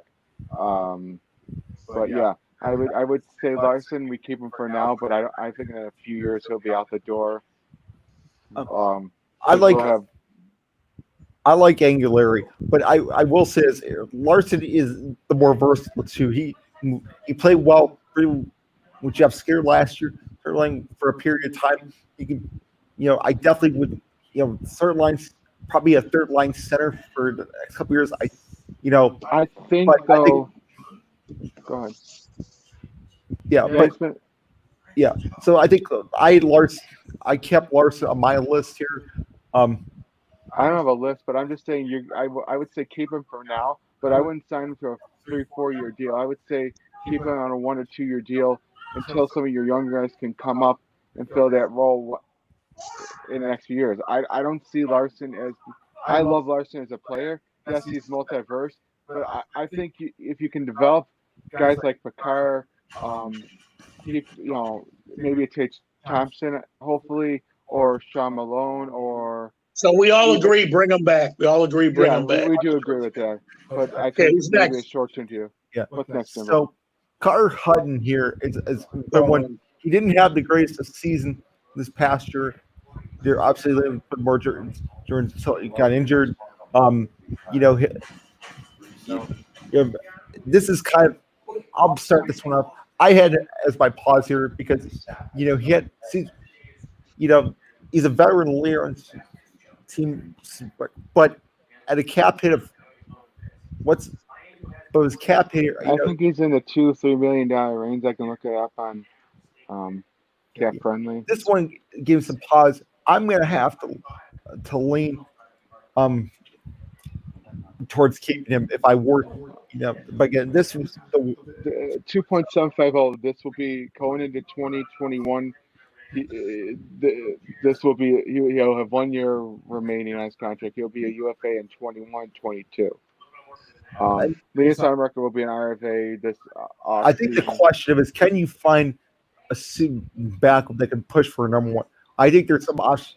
I hear saw something that Brayton, on Hot Take Hockey, on his podcast that one suggestion was Brayton Holtby there. But Do you think he would be a good stopgap for a couple years? Maybe you're paying him more for a very proven goaltender until are you really sold on Linus Ullmark, or are you wanting to develop Ukko Pekka Is that what you're looking towards down the line as being a future franchise goaltender for this club instead of Linus Ullmark? I mean, Linus has shown flashes. If you're not, I think Linus has improved. I think you still got to bolster your defense. That's the thing you still got to do and bolster your forward lineup big time in order to make a serious push for anything. But yeah, I would say if he's going to be a UFA, you might as well trade him off this team this offseason or whatever the next trade deadline is to a cup contender. I'm in the mood to trade him. I'm in a trading mood, guys. I'm not disagreeing with you. That's fine. But I agree with you on that because, I mean, he hasn't played bad, but for whatever reason this past year, he sort of fell off a cliff. And whether it being not being enough starts, that he needed more reps because Linus was getting more starts ahead of him this year. I thought he gave up a lot of really soft goals, Fred. No, I goals agree. that should not have went in. I agree, but I don't think the team defensively helped him out to a certain degree, too. But yeah, hey, I agree. Who's next, Jim? Who's next? Okay. I gotta hook up my First off, I gotta hook up my laptop here. So just give me because that needs some charging. Here I'm 10%. I'm surprised that not. So just give me one moment here. You plugging that in? Yeah, I have to plug it. I'm low. Okay. No problem. I got it. Thank you, Fred. Here. So next one, Wayne Simmons here. This is what I'm definitely here. He was on definitely the way he spoke on the interviews about he brings that. He's an old school type player. Brings that accountability. He's going to hold your star player, not just your star players accountable. This is something the Sabres have desperately been lacking now. But on a 1-year deal, I think he, the guy's the guy still can. It's going to add that toughness that Jack Eichel talked about. I want him more skill and toughness. This is the guy, for a 1-year deal. His leadership and his experience is invaluable. I think that's more the case than anything. When you listen to Jack Eichel, because he, like you just said, Jabbo, in his interview, he said they needed more team toughness and they needed more depth scoring and skill. The players are now. Wayne Simmons is not. Bring him back. Bring him back to a 1 year, maybe $1.5 million deal. I would say 1.5, 1.75. Because you're not going to get the. He's not going to be a speedster. He's not going to be what he once was. But he's going to be. Shoot, and I know a lot of fans. Maybe he could bring like Mike. Maybe he could play like when Mike Greer was here. Yeah, give you that toughness. Maybe not some big goals. Go to the net. But yeah, he definitely is a keeper for a reasonable. Okay, who's next, Jim? We all agree. Bring him back for a year. Okay, so Jimmy Vesey, he obviously was part here from New York Rangers here. This is I see Mike's reaction. Mike's ready to go off on this. Let's all let him start on that. I think Vesey, he sort of a couple of years ago he used us. We traded from him. We traded with Nashville, right? We got his rights, and he sort of used us. And then he went to the Rangers, and then we got him back. And I really expected him to do something. And then he started like 20-something games with no points. And then he had a couple games where he was really good. But I'm not a fan of VCs. I think let him test. Let him go. He wanted to test. He wanted to go where he wanted to go. It's not so much that he was using us. He wanted to go. He as a right of a college UFA, I think obviously he didn't want to play in Nashville at the time, and wanted to play closer to like the New York Rangers. I think, Uh, but yeah, I think sometimes there's an adjustment period to the team when you're on a new team. But even still, like I think you said in the past, Mike, he was a. There's times where he's streaky, and there's times where he he has had flashes. Fred. I think he Yes, started like he didn't yeah, do anything for like 20 something games. exactly.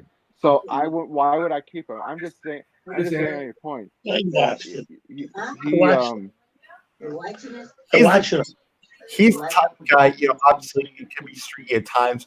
I mean, this you is were hoping to him to at least be better on this team, at least play sometimes with Eichel, but he just didn't get it going. So for that reason, Yeah. I think if you could find somebody better out there, let him go. You know? well, I think there's younger players in the system that can Yeah. fill in. Honestly. Well, But you got guys coming up like Middlestat, Tage Thompson, and Cousins. You know. yeah. I think that's part. Even though we kind of suffered a little bit more this year, I think that unfortunately Chase Thompson suffered a shoulder injury in only his Oh, one God bless game him. once he got at called up Detroit, this year. it was at Yeah. Detroit, obviously. Thank you. Yeah, I think we've discussed this, but yeah, I think Yep. Who we got next, Jim? I've just as a pause here because he's not the consistent source. So Curtis Lazar, I'm saying he's Oh, that I like him. I like him. he's reinvented his game to being a four-play energy player. He's not gonna the guy's gonna be physical, he's gonna be tough to play against. You need guys like that to, I think on a one Jim, he's a if great you face-off guy too. and a great exactly if you wanted to move on from Larson, there's your reason. You can pay Lazar for at least cheaper, save your money, and you know you're going to get an effective fourth line. Lazar worked his Well, tail off. yeah, Lazar worked his tail off. I exactly. agree here. I mean, obviously you're going to move on from Gergeson's, but if you want Who we to, got next? We Okay, agree so on now we're Lazar. down to the final three here, and these should be the most interesting ones of the night. So the first one, Sam Reinhart. I'm keeping him. He, either with Jack or if we do, drop down to the line. This guy is big. This guy is a no-brainer on my list. Got to give him a new deal. Yep, I agree. You got to bring him back. Take care of him. You know. I'm probably gonna say 5-year deal worth. That's what be the numbers here. That's 7-year. 30 million, 5 years, 30 million. Or is that too low? He's gonna be earlier on Drysdale numbers, I would think. That's gonna be like okay. So I think we're all agreed keeping. But I Yeah. didn't say. Hold on. I didn't totally Okay, agree Fred, to go keep ahead. him. Oh, Fred, let's see.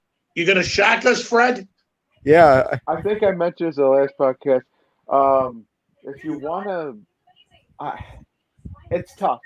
You have seen improvement over the years, but I think the thing with Reinhardt though is that there's always this bit where it's been you can score goals on power play in front of net and um, score lines with Jack, but without Jack, to me, I've seen times when he was on the line with Johansson and maybe Skinner.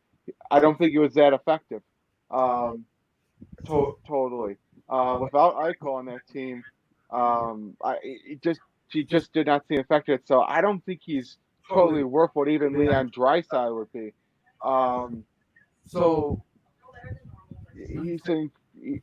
You could argue he's a crucial part of his team.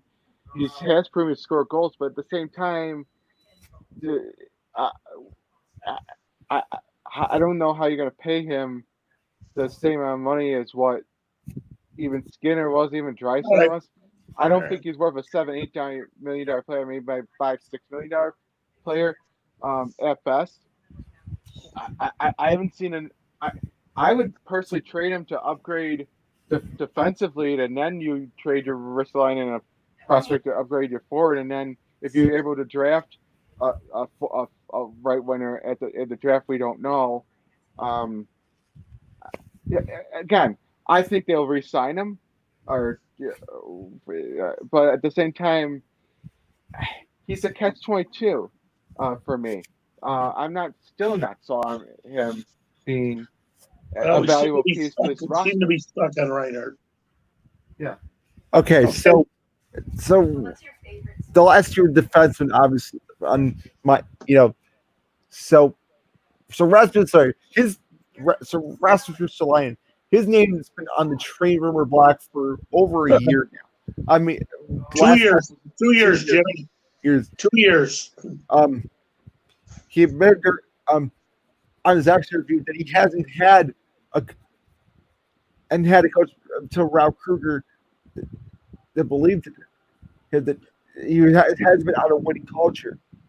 But he's probably the most likely to trade here. So, Freddie, Jim, I think I went to a couple games this year, and he played definitely with a lot of toughness for Kruger. But I think he's our card to bring something here. He's our asset, and I think you're going to have to trade him to get something. I think he wants out, but I think he's. I don't think so. Not the way he loved Mark Kruger. I think Kruger will Yeah, want but I to think say he he's wanted tired to of the losing, and I think if we're going to get a second line guy, he's going to be our bargain guy we could get something for from him. This kind of gave me some pause here because because there's he's the only defense on this team that brings that physical toughness where no other defense. Ras Dowling's the NHL level, not the not. we know Dowling's going to be the number one. He's the Morgan might be coming up next year, but go ahead. But Ras is, but his analytics number, but he brings that physical tough. So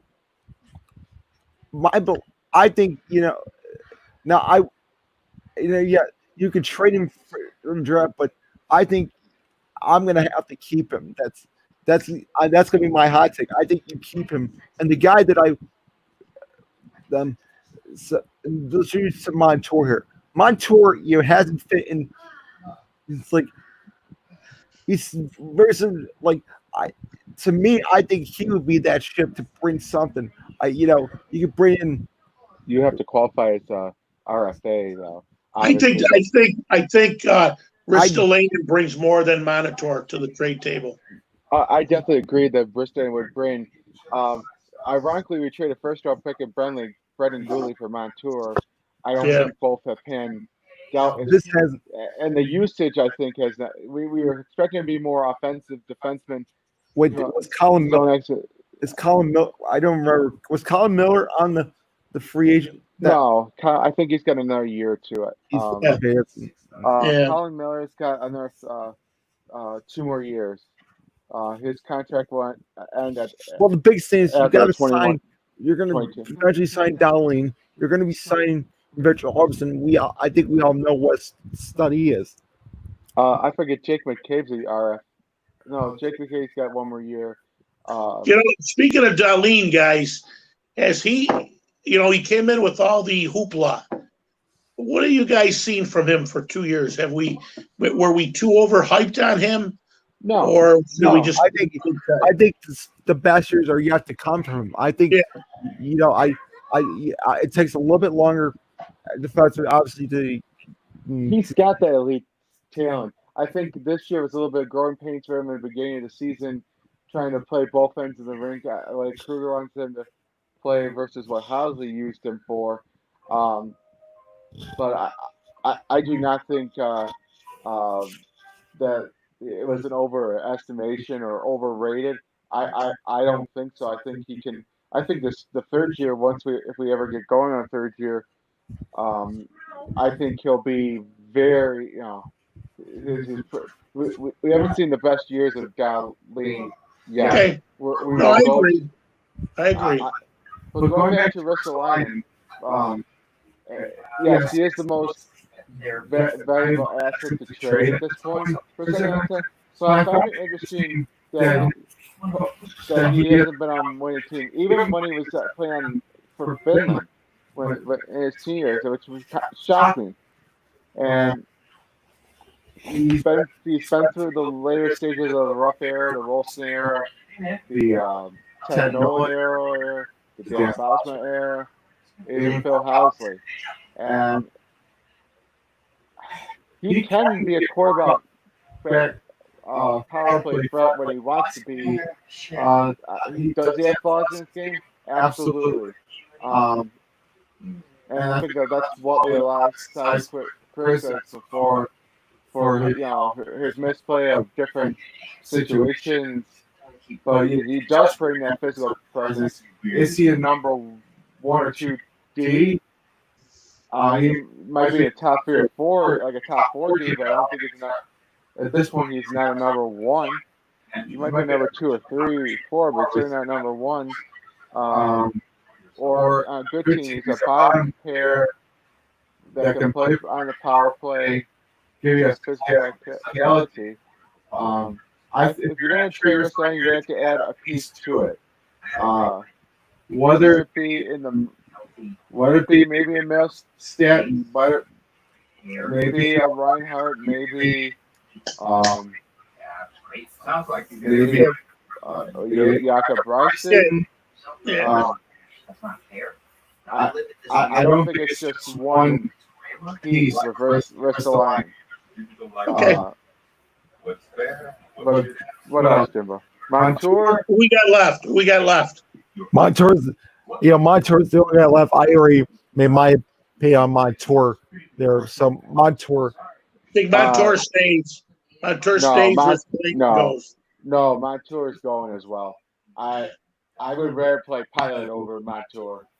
Jim, I just got to bust your chops, buddy. I know. Montour is gone. Montour is gone. I'm ready to talk some football. We're talking hockey too much. Let's talk football. Let's talk some football. I'm down. What do you got? I got nothing. I want to talk the AFC East. Is that okay? Yes, let's talk some AFC. I think here's my early predictions. This is early. I'm going to write this down. I'm going to write this on paper, boys. See what AFC East. I'm going to make my 4 picks in the East. I think Buffalo wins the East at 11-5. I think Buffalo's a very talented football club. You got me on my predictions too. I predicted 11-5. In second, I've got New England. You can't count out Belichick, but I got New England at 9-7. I still don't think their quarterback's on their football team right now. I know they're talking about that quarterback that they got, the rookie from Auburn, and they've got Hoyer, but Brian Hoyer's never really impressed me. But I can't see Cam Newton going there. No. But I could see somebody going there. Let me give you guys, and I might shock you, but let me give you guys who I think could be in New England. Derek Carr. That'd be interesting. That's interesting. Mariota's in Oakland, and I think Gruden likes him. But Carr's been rumored out of there. So I got New England at 9-7. The next, I have the most overrated team. Everybody's talking about him. I got him at 8-8 as the New York Jets. I'm not a Sam Darnold fan, and I think they got Adam Gase is a terrible coach. And I think Gase, no argument from that club. Gase is in his last year there. And then I got Miami at improvement at 6-10. Now they're talking about Tua taking over. But you know what? Fitzpatrick's going to be their quarterback. Let Tua learn from Fitzpatrick, And so I got the Bills, New England, the Jets, and Miami, And I think this is Buffalo's year. I think I predicted a couple podcasts like this would be a tight division. I said the Bills would be potential at 11-5. I felt like the Dolphins, Jets, and the Patriots would be at least a 7-9, 9-17. I didn't think the Jets would be a 6-10 team. I don't think Miami's a 6-10 team. No.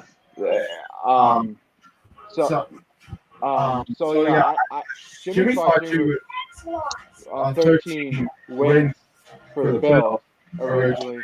And me and Emerson thought he was ludicrous. Yeah. But to Miami, if Fitzpatrick starts and they start off horrible, then they're probably going to go to Tua at some point, not right the back. But I wouldn't be maybe a 7-9 team at the 6-10 at the worst, 9-7 at best. Hey, Fred, could you see a guy like Josh Rosen going to New England? We've discussed about that. Actually, I think if anything, if you what's there for Rosen to lose to go to England? I think didn't they have him ahead of Josh Allen at one point? Who?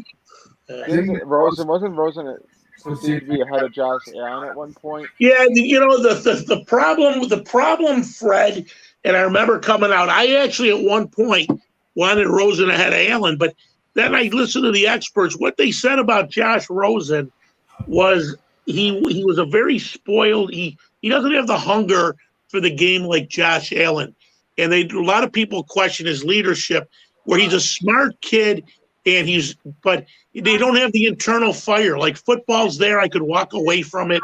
Where I see Josh Allen is I'm going to go run through the wall, And I know Josh Rosen is also injury prone, but that's been the knock on Rosen, that he's a smart kid, and football doesn't seem coming out of UCLA. Football didn't seem like it was priority number one to him. Yeah, that's what even Emerson said. But I would say Rosen could. I think Belichick could protect if you're looking for a cheaper option. If you were to gamble, if Belichick were to believe in his system, besides if you want a pocket passer like a Brady, like maybe Rosen might be the guy. Derek Carr, I wouldn't be shocked, but at the same time, I don't think he's leaving Oakland either. I don't see Mariota taking over for him in Oakland either. So, Jimmy, you got your picks for the East, Jim? You got your picks for the East? So I had the Bills at 11-5, obviously here. I think they're. I mean, it's gonna. I actually have the Jets at 9-7. I think they're gonna be a wild card, one of the wild card teams, the new three. Despite the coach, I think they're gonna be better. Now, Miami, I have Miami ahead of New England for this year. I think they're gonna be, just in the conversation. I think all the upgrades. Yeah, I actually do think Miami would be ahead of New England. Yeah, and New England, they had no offense. They got one, but they really didn't have. I don't see them being really contenders. I think they're going to be actually the worst team in football this year. That's my hot take. It's going to be the worst. I still think I hate Belichick, but New England still I hope they are the worst team in football. I do. I think that's an interesting question. Who is going to be the worst team in the NFL that's coming up? You know who I think is? I think the Bengals are going to be bad again. They're I think Jackson. But he's a rookie. I think Jacksonville's a team that could really, not do well. Everybody seems to be talking about Arizona improving a lot, but I don't know. I'm not a big Arizona fan. I think Jacksonville is not a good team. Well, with Gardner Minshew, I thought he played really well last year for being the. Yeah. The Green Bay I don't know. Packers.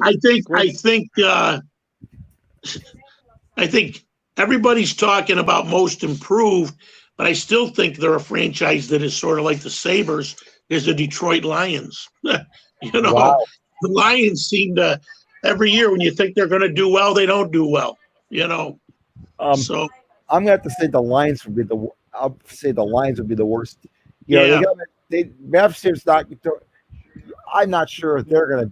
You know, like if like their prime years of playoff are gone. I just don't. Do you Yeah. want Do you want my prediction of the Yeah. worst We team? want to hear it, Fred. This is going to be an outlandish pick, but the Green Bay Packers No. are going to be the worst team. What?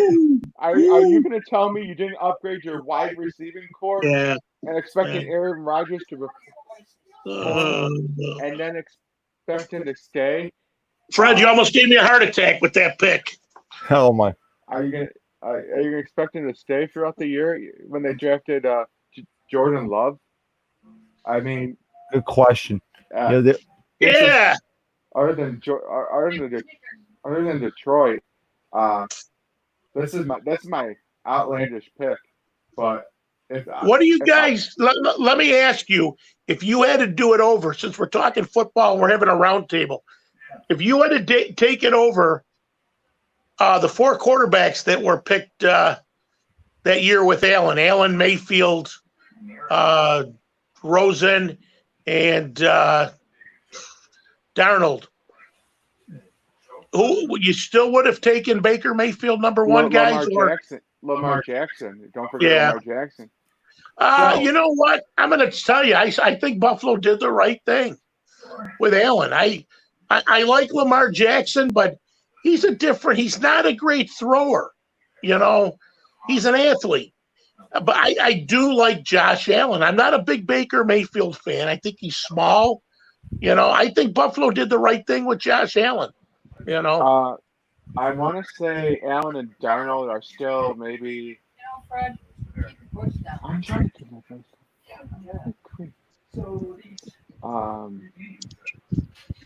Out of the 4, excluding Lamar Jackson. I didn't finish, Jimbo. Oh, So out of the 5, I want to say I wouldn't put Allen at 1 yet. I think he's still got room to grow. I would still say Darnold at 1. really? With Lamar Jackson being 2nd, Josh Allen 3rd, Baker behind Allen. Fred, what do you see? What do you see in Darnold that you don't see in Allen? It's nothing. Were there 4 or 5 quarterbacks taken in that draft? I'm trying to remember now. Oh, Yeah, Rosen. Rosen. Yeah, I'm not a Darnold fan. I think he's injury prone too. I don't know. I'm not a Darnold fan. I'm not either. I think he might be a bit more. I think he's ahead of Baker Mayfield. Yeah. I think. Let me redo this. I would say Lamar Jackson at 1, Josh Allen at 2, Darnold 3rd, obviously Rosen's 5th, and Baker Mayfield at 4. I would say right now Jackson might be ahead of Allen at this point, but I think and Darnold might be a little bit ahead at the beginning. You know, I think because he's probably had the more passer rating, but I think Allen overall will probably eventually beat him. I think I'm trying to give Allen more upside by placing him. I heard a good thing this week that Peyton Manning was working with the Bills quarterbacks. Yeah, I think a couple different quarterbacks. Yeah. Guys, here's another. Speaking of quarterbacks, I know I love what we're talking about. If you any quarterback in the NFL right now, who would be your? And we're not going to argue, but who would be your starting quarterback if you were to pick one guy to center your football team in 2020? Who would you go with? I have to go with Mahomes. I mean, he's the best quarterback. He's the Super Bowl champion. He does things that no other quarterback in this league does. I mean, not say that Joshua can be in a few years, but I definitely go with Mahomes as the #1 guy, and my back will be Lamar Jackson. I go Mahomes. Mahomes can if I look back at the Super Bowl last year, Fred and Jimmy, Mahomes reminds me of like Jordan. Yes. Those athletes, Right. Mahomes struggled for 3 quarters, but you can't keep him down. The Mahomes hit that big pass to Tyreek Hill on that third down play when you thought that when you thought the Niners had the game won. Mahomes makes Exactly. special plays. Mahomes makes special plays. He did. He definitely did. So if I'm looking at a starter for this year, if I were to draft one, uh, I would probably go. It, it, I'm gonna actually go with Tom Brady. Yeah, Brady. I think your veteran leadership. Yeah. If I'm building a franchise, maybe with a veteran presence and that is a winning presence, I would go Tom Brady at this year. Okay. How about we go? If you had to have a coach to lead your team this year, who would you go with? I'm gonna leave mine to the end. I'm gonna have Jimmy lead off. Who would be your coach to lead your team in 2020?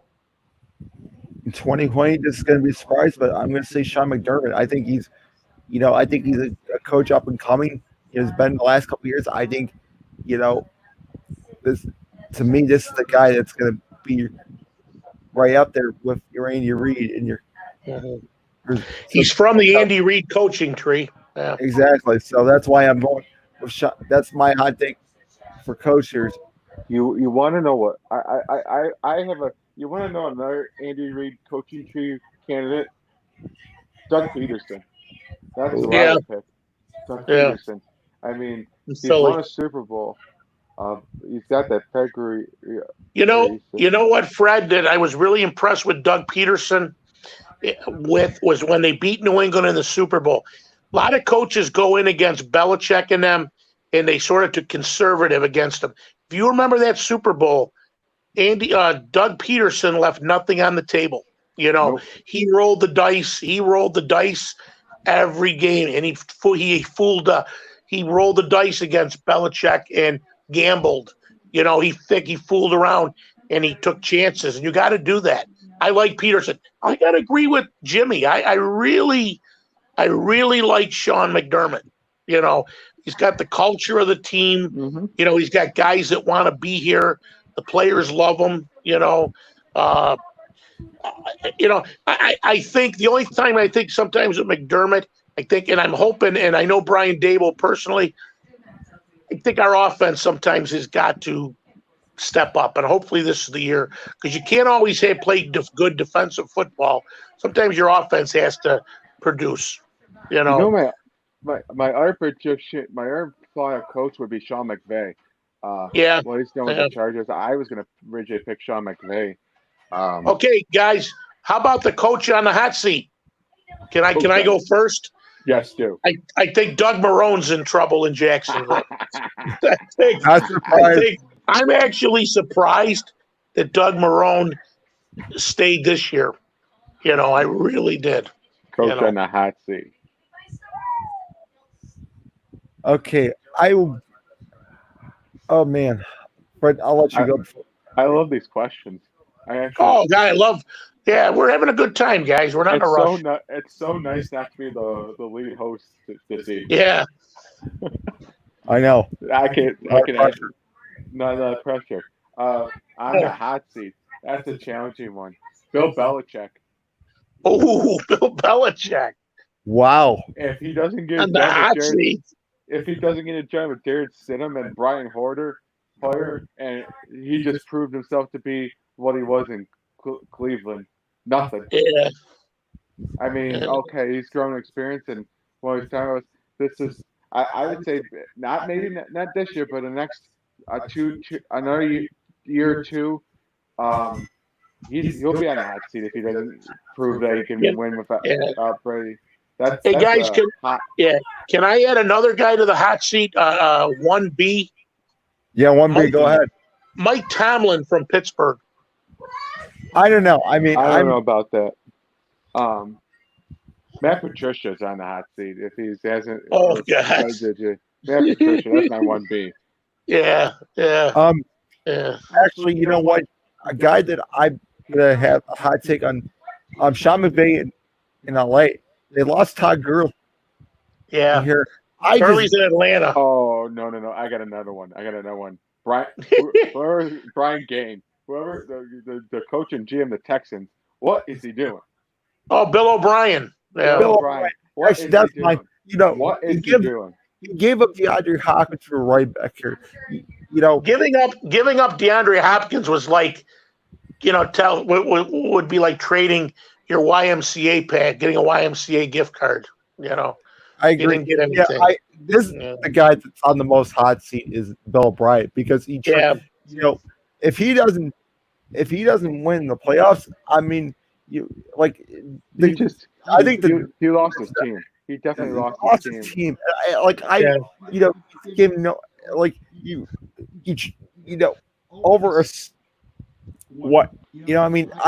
I just think that if he I think if he has a bad year, then he's not. I'm sorry. I just like you give up your star wide receiver to Arizona. I mean, that is bad. He should be fired as coach and GM. I mean, if he has a Yeah. bad season. How who now let's get we did our Sabres.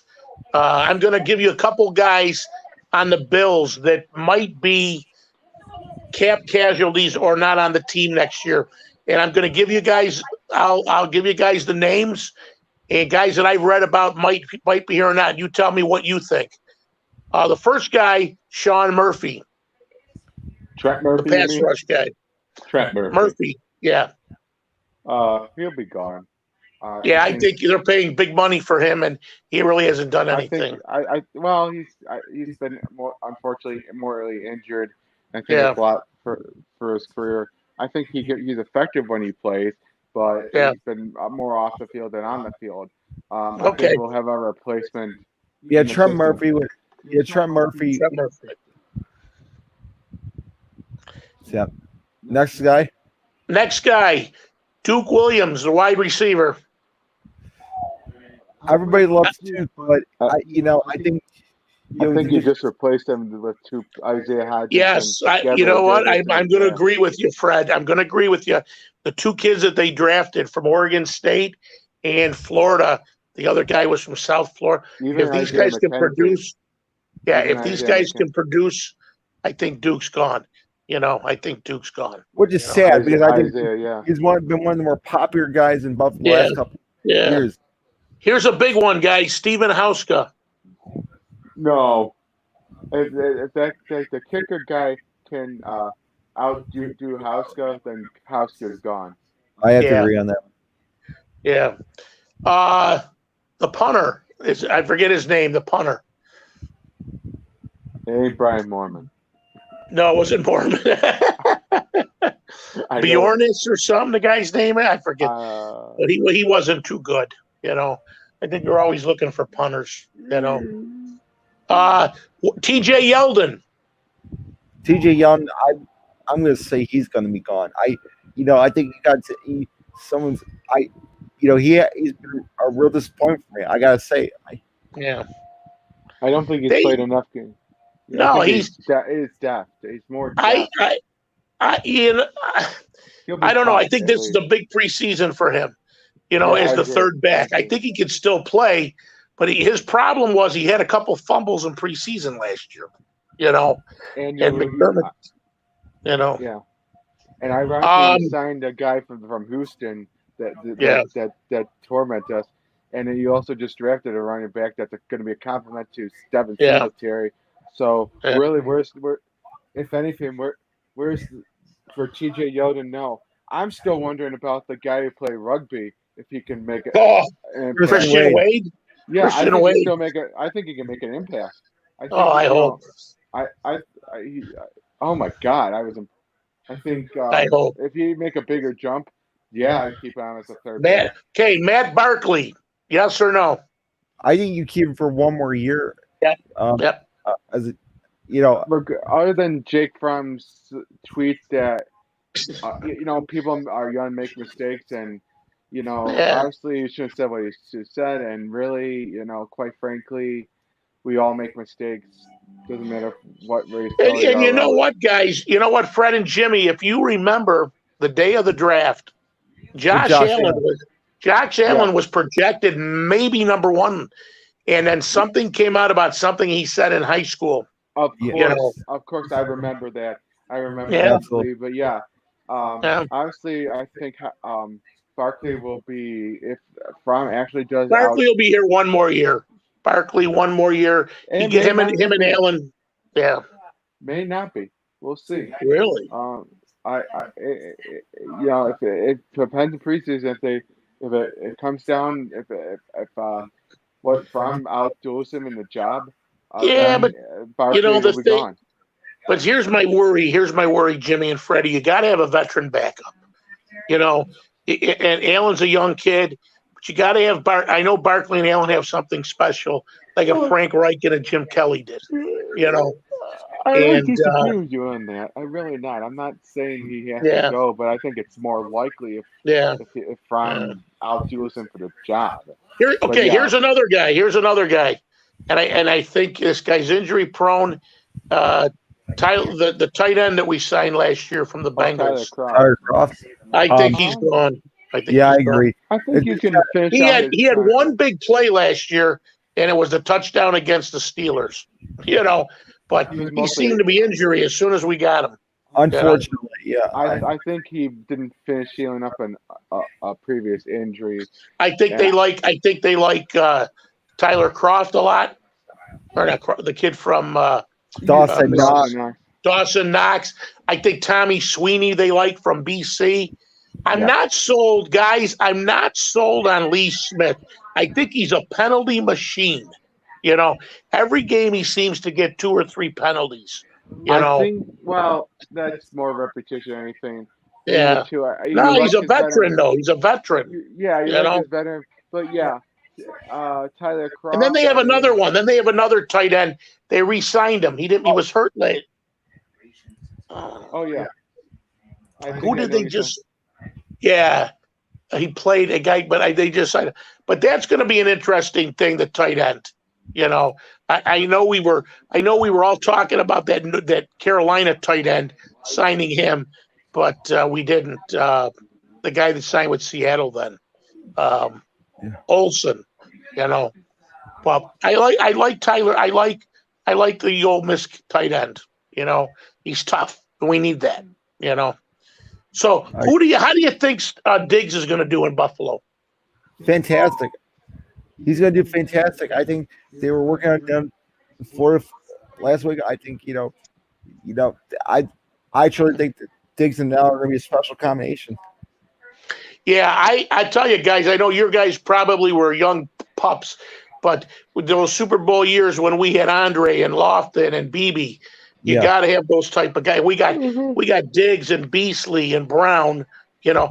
And if somebody, I tell you right now, a receiver that makes plays for the Bills, and I like him a lot, is Isaiah McKenzie. You know, he Well, seems to make plays. You know, I agree, but if Gabriel Davis and Isaiah Hodgins, I think Gabriel Davis has potential to yeah, upseed Isaiah McKenzie, which makes Isaiah McKenzie special. Not that I don't like Isaiah McKenzie. Oh yeah. yeah, he's got a lot of I think but Foster's gone. I think oh Foster's yeah, gone. Robert Foster. Well, yeah, I forgot about he's a couple of them are going to get lost on a shuffle and eventually they're going to be moved on. This is not going to be easy decision for the Bills. One way or these are going to be the tough decisions, but I think Let me you got okay.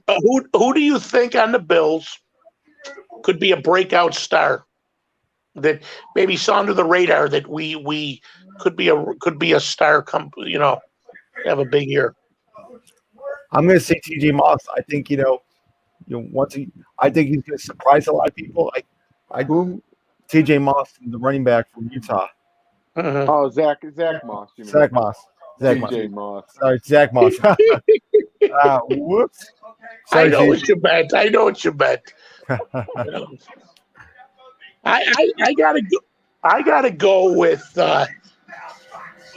I gotta go with a guy coming off a major injury, and I think he's going to help us up front. Is Harrison Phillips? Oh yeah, Harrison Phillips, absolutely. Yeah, I what you can add to the defense, when he's healthy. Oh man, I mean, I think that's going to be, I'd start him on the backup role, Yeah. start, but I think once I mean, it was a shame that he couldn't play last on Yeah, the he field. got hurt. Who did he get hurt against? The Bengals or somebody? He got hurt like third game of the year last year. Unfortunately, Yeah. yeah, Yeah. but I think this could be his break. That another guy could be breakout year. Yeah. I think the Bills, looking at the schedule, guys, what game are you most Dawson excited Knox, for? whatever. Dawson The Knox Bills is gonna- schedule. Before we answer that, I would say Dawson Knox had a bigger breakout Yeah, year. Dawson Knox. Yeah. So the game that we're looking forward to, what was the question, Mike? What game on the schedule are you most intrigued with, excited for to tell you how good the Bills would be? Can I lead off? Kansas City, I think Kansas City, because it's a Thursday night home game. And I tell you, I hope the fans can go to that game, because I really think that's going to be an exciting, and it's going to show the nation what the Bills are about. I would hope so too. That's it. And obviously, we're still in this pandemic. Having for a bit, I know it's kind of taking a backseat to the protests on unrest here, but Kansas City would be my number one choice. Also, um, what's the we had the Monday night game against the Patriots? Who was the Monday night game? At New England. Yeah, the Monday England. I think that'd be when we beat the Patriots to smithereens on that night in the total stance. Yeah. Mine's a bulldozer. Anyway, I think I think Buffalo's got to just take that approach one game at a time, which I think McDermott has, and and like Marv Levy had that philosophy. Don't look ahead, take care of your business, and I think that's what the Bills really I'm impressed with, and Andy Reid's got that same. McDermott comes from that same philosophy. The tree is you want to build a winning culture. You want guys that are going to be here, and the players love McDermott. The players love Leslie Nielsen, or not Leslie Nielsen. Leslie Frazier. Jeez, I'm thinking of Naked Gun, that guy. Liam Neeson. So I'm looking at the schedule right now. Obviously Kansas City is one of them, but I would say San Francisco as well. You know what? Okay, Fred, who's got the schedule in front of him? Fred's got the schedule. Okay, let's go game by game if you want. We're just going to say win or lose, okay? So I think we had 11 wins. Most of us. Read the games where they're, Buffalo, like Jets at Buffalo, and we'll make our prediction. We'll just real quick. We are starting off at the Jets. I think we're home against the Jets. We're at home against the Jets. Yeah. So that's a win. That's a win. What's your score-wise? What do you think would be for a win? I got Buffalo winning big that game. I think we knocked Darnold out. I think Buffalo wins 31-17. I think it would be a tighter game. I think it would be one of those 21-17, 21. Yeah. Okay. 21-16, 17 for the Jets. Okay. But a win for the Bills. But week 2. Okay, who we got week 2? Hold on. What's Jimmy? It's gonna be a big statement win. I think it's gonna be 28-7. The Bills. Yeah. I think it's gonna be a lot closer than that. All right. Who we got in week 2? Well, we are playing. We are at Miami. 1 o'clock game. Okay, I got Buffalo. The Buffalo's been playing really well down south lately. A lot of Bills fans go there. Let's hope they're still there. But I got Buffalo winning a tough ball game, 21-17. That is pretty tough. So, yeah, I would say it's going to be it's going to be the same score, probably the same 24-17. It's going to be a one-time possession. Again, we're still a few months still got a little ways to go here, but it's going to be a 21-17 some 24-17 Bills on that one. Okay. I think it's gonna be a lower scoring game than that. I think 16, 14. Okay. Week Uh, 3. 16-14 Bills. Okay. So we got them at 2-0. Week 3. Who's week 3? Los Angeles Rams. Ironically enough. Oh, we're home, right? We're home. Yeah, we're right? home against Los Angeles. Here's Buffalo's going to come out flying against the Rams, but I think it's going to be a shootout. For some reason, I think the Bills are going to win a late game thriller. I got Josh Allen hitting Diggs with about a minute left. Buffalo wins 31-28. Wow. So you're calling the player that wins the game? Are you Nostradamus, Mike? Yeah. Mike Nostradamus. Wow. Do we know about Los Angeles' the Rams' defense for Los Angeles? Besides Aaron Donald up front is tough, and don't they have that former the guy from Jacksonville, the safety Ramsey? Jalen Ramsey, yes, that guy. It could be a tighter game than that. I would say 24-20 for Buffalo. Okay. I think it's a winnable game. Don't get me wrong, but it's at home. I do not want to underestimate the Rams on this one. Yeah. Like Miami and the Jets, I think are winnable games. Maybe easier, a little more easier than I would say the Raiders and the Rams. Maybe I think you might. I would say the Rams you probably could win, but I think that you have a better chance of winning against Jared Goff and the Raiders versus Sean McVay and the Rams. So you could who we got? Did everybody pick? No, I'm actually gonna go for the opposite here. I think it's gonna be a tight one. I know. At home. At home, I think it's gonna. I'm gonna say LA comes on top of it. 28-24. Jim, you're killing me. Someone's gonna be the oddball of the bunch. I wonder who our buddy at the Y, John, will pick. I wonder so. I hope that I hope I'm wrong, but I just you know what, Jimmy, that could be the type of game that last year the Rams. Remember last year when we played Philly? And Philly came in and kicked our ass. Yeah, but we didn't have Stephon Diggs, so I think you didn't have the people in the draft that you do now. Yeah. I think you're going to learn a lot in preseason to a certain degree what that. Okay, so we'll go on to the new minted Las Vegas Raiders. It's no longer so. I'm going to have the Bills winning pretty high in this one, 38-12 on that one. I got the Bills losing in Vegas. I think the Bills stay out too late in the nightclubs, and they lose to the Raiders 24-10.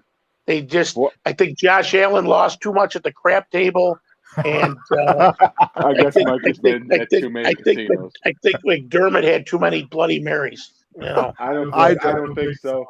I don't think McDermott's going to do that. I will say, I think it could be I would say 26, 19. So that's 18. my first Bills loss.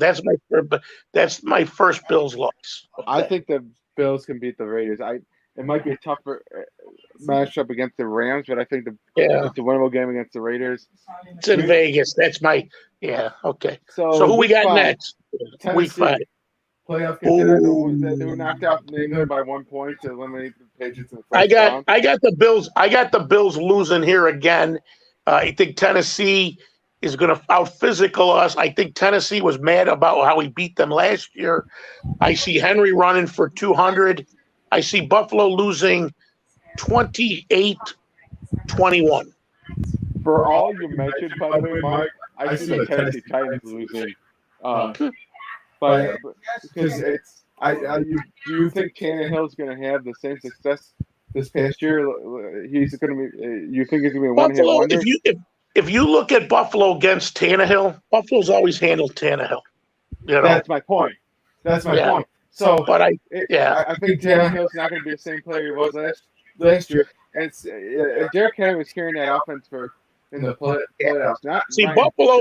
Buffalo caught them last year just right with Mariota. But my reason why, Fred and Jim, I think Buffalo loses that game, I think Tennessee. I think that's a revenge game for Tennessee. You know, To me, Mike, yeah, maybe a revenge game, but I think you improved your defense, and if the offensive line keeps improving, Josh Allen improves, I think it's a winnable game, hands down. I would go 31-17 on Tennessee all day. I'll take 31-17 Bills. Okay. I'm gonna actually get more of a tighter score in this one. I think Tennessee's gonna be much tougher to play against than were last season, but I'm gonna have the near 17-10 the Bills on that regard. I think that's how it was. I believe that what was it last year when we played them, guys. It was a close game like that. But didn't the Tennessee kicker miss like 4 field goals? Oh yeah, that was well, you got to be. How can you have 4 field goals in a game? I think Buffalo last year, the first 3 or 4 games, Fred and Jimmy, they had every kicker that sucked. You know, the Jets kicker missed a bunch. The Giants kicker. We must have gotten teams that couldn't find kickers. You know, or the ball even worse than Chicago. Yeah. Okay, who we got next? I got Buffalo now for 2 losses. Okay. Now, which leads to the highly anticipated Week 6 matchup against the Kansas City Chiefs. Oh, all right. I'm going to go first. I'm excited for this. This is going to be a shootout at New Era Field. I got Buffalo winning 35-31. I think what do you call it? Scores 2 touchdowns on big runs. Our boy Singletary, and Josh Allen pulls it out at the end. He loves primetime games. Yeah, he loves primetime games. Go ahead, Jimbo. Yeah. And I do believe, guys. Hold on. One more thing. Allen said he's going to do something this year at home. I think after Allen throws the game winner, he throws the ball out of the stadium. Oh yeah, like the one he did last year. That would be a flake complete. Yeah. I think it will be a shootout, but I hate this. I'm gonna get the edge to Kansas City. They're gonna win this 30-25, 30-27. I think Mahomes is too good. I think he's gonna come. I want again. This is another one that can, it's not no shame losing to Kansas City. I just think that Kansas City's got the better weapons. I mean, I think Bills are going to be competitive in this game. I think they're going to match shot for shot, but I just think that Kansas City's going to squeak out in the end.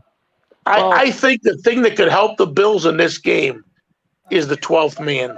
That place, when the 12th man is going nuts in Buffalo, that place rocks. I can't disagree. But if Kansas City plays with nobody there, then Mahomes doesn't have to worry about the crowd.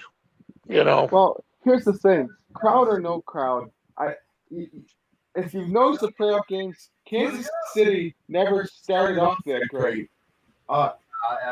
So, to me, yeah, they can be a comeback team, but if you can shut them down for 3.5, close to 4 quarters, then you have a win.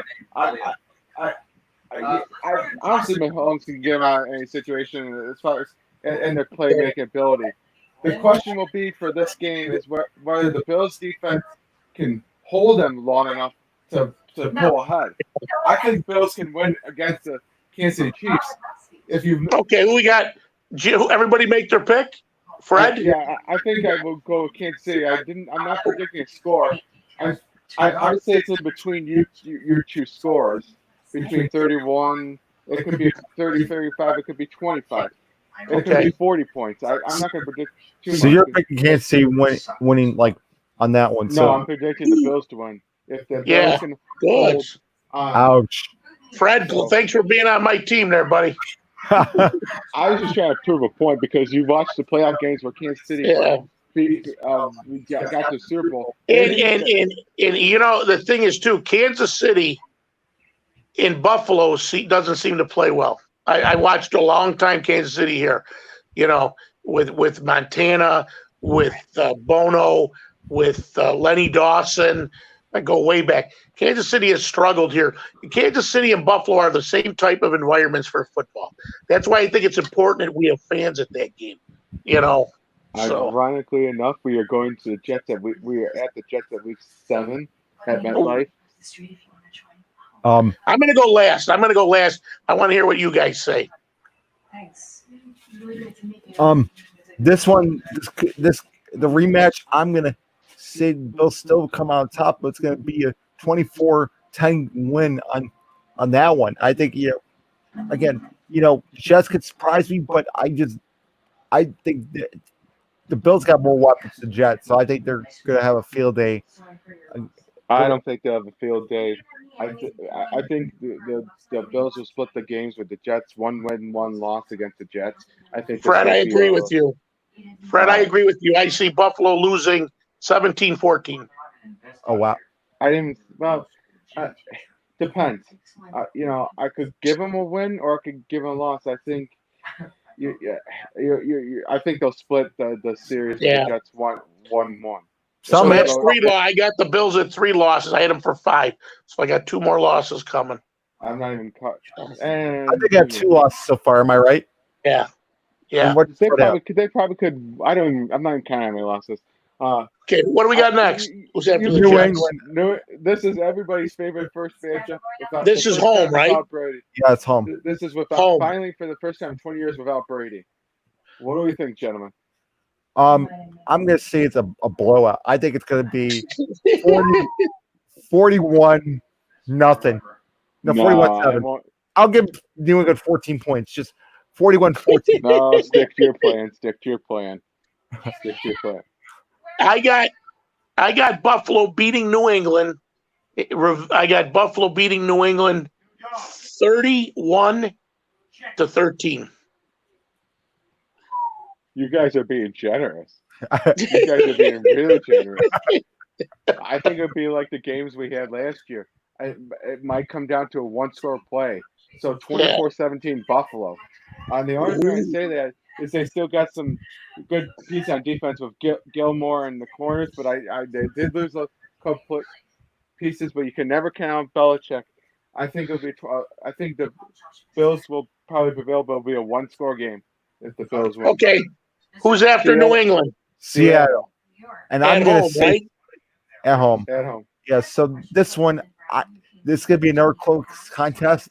I'm going to say Bills pull off the upset on Seattle, 24-21. Mike? This game is going to be a tough physical war. I'm not a fan of Pete Carroll's. Going back to his days in New England, he's real cocky. I got Buffalo winning a heartbreak, a tough blood pressure, heart rate game, 14-13. Yeah, I think Seattle. I think Seattle fumbles late in the game, and Buffalo wins on a late fumble. There goes Mike Stravis again. To me, if you're going to talk about ground and pound, then this is going to be one on the running game side. Yeah. This is going to be. I would say if you got your Zach Moss, if you can wear him down early to open up the pass offense, then this could be the same score as New England, 24-17, or 16-10. I think it's going to be a tough. Now, what's the date on that game, Jim? November 8th. I think it's going to be I think it's going to be a cold, blustery day, and I think the game is going to be important. And we will be in Arizona the week after that. So, year 2 of Kyler Murray or year 3? I'm going to actually have them losing. I'm actually going to have them losing 21-17. I have like regular for 2 more losses, so I would think that Arizona might surprise them on this one. On the West Coast, I think the Bills will win this one. let's Yeah, I, I yeah. I think more so. Seattle's gonna be more a tougher game than Arizona. I think I got, Allen has I a got, bit more experience yeah. than the I Arizona. got So, Buffalo. I got Buffalo winning here, 28-17. do we think any of them are gonna be blowout games? No, New England. Uh, New England. oh, Week 11 is a bye week, so we don't have to worry about week 11. Okay, so I still have them at 3 lot. Week 12. The Chargers. Oh, at home. This will be a blowout Uh, special. This will you know be a what? I blowout think special. Buffalo wins this game. 20-10. Justin Herbert got drafted by the Chargers, if I'm not mistaken, right? Yeah, and they got Tyrod Taylor. If Tyrod Taylor's playing, I mean, nothing against Tyrod. I think, I think you're looking at a 49 Oh my God. 7, 49-12 victory or something like that. I think it's going to be a blowout special on the Chargers. That's what I think it's going to be Yeah, a blowout. it's yeah, here. This is way too early, by the way, for I think predictions. it's going to be 28-10 Buffalo on this one. So Yeah. that's okay. And then the Week 13 matchup that everybody's talking about at San Francisco. Monday I Night mean, Football. Jimmy G. Um, This is my fourth. This is my fourth loss. I got the Niners going out there. I think the Niners on Monday Night Football. I think we're in deep, deep trouble. I got Buffalo struggling mightily out there against that pass rush from the Niners. I got Buffalo losing 31-10. I think it's going to be a closer game than that, Mike. I think the defenses will line up well. It's going to come down to the offensive side of the ball. If I think San Francisco might have a bit edge on this one, but not to say that Josh Allen couldn't pull off a win in San Francisco. It's just going to depend on maybe early in the season how the chemistry develops. But yeah, it might be a tighter game than that. I think it may be a 17-14 San Yeah, Francisco game. I don't think it's going to be a blowout like you think it's going to be. yeah. I think Monday night matchup. It's going to be it's highly contested one. Another one that's going to be, quite frankly, I'm going to have to give the edge to San Francisco, and it's going to be 2014. I just think that she's going to shine there. It's going to be another tough matchup, and but I'm going to the edge to San Fran in 2014 on that one. Okay, who we got next? The Patriots again. No, the Steelers. No, we got the Steelers. We defeat them last year to win the playoffs. I'm going to, Ben Who we Roethlisberger, got? Pittsburgh, right? It's Sunday night in Yeah. Buffalo. Sunday in Buffalo. Go Just Sunday like Buffalo. just like last year. I think it's It a won't be big game Josh here. Allen. Last year we had to beat them in Pittsburgh. I think it's going to be a black and blue type game. Same thing like Seattle, Buffalo, Pittsburgh. Tough physical game. I think Buffalo pulls it out 21-14. Yeah, I agree. Buffalo will win this game. I think Yeah. even with Roethlisberger, do we know how good he's going to be? Yeah. We just don't know. He hasn't played in a year. I'm going to say 28-17 Buffalo, obviously. I think it's going to be kind of within that one score range, but again, Buffalo pulling out the win on that one. And then The Broncos are easy, by the way. The Broncos, I think we don't this know. one, Broncos this are one could be flexed to a Saturday night. There's my fifth loss, guys. Buffalo never plays well in Denver. I got in it Mile High. I got Buffalo. I hate to say it. I got Buffalo losing to the Broncos 20-14.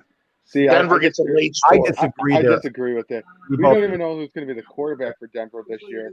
And I forget who they're counting on this year.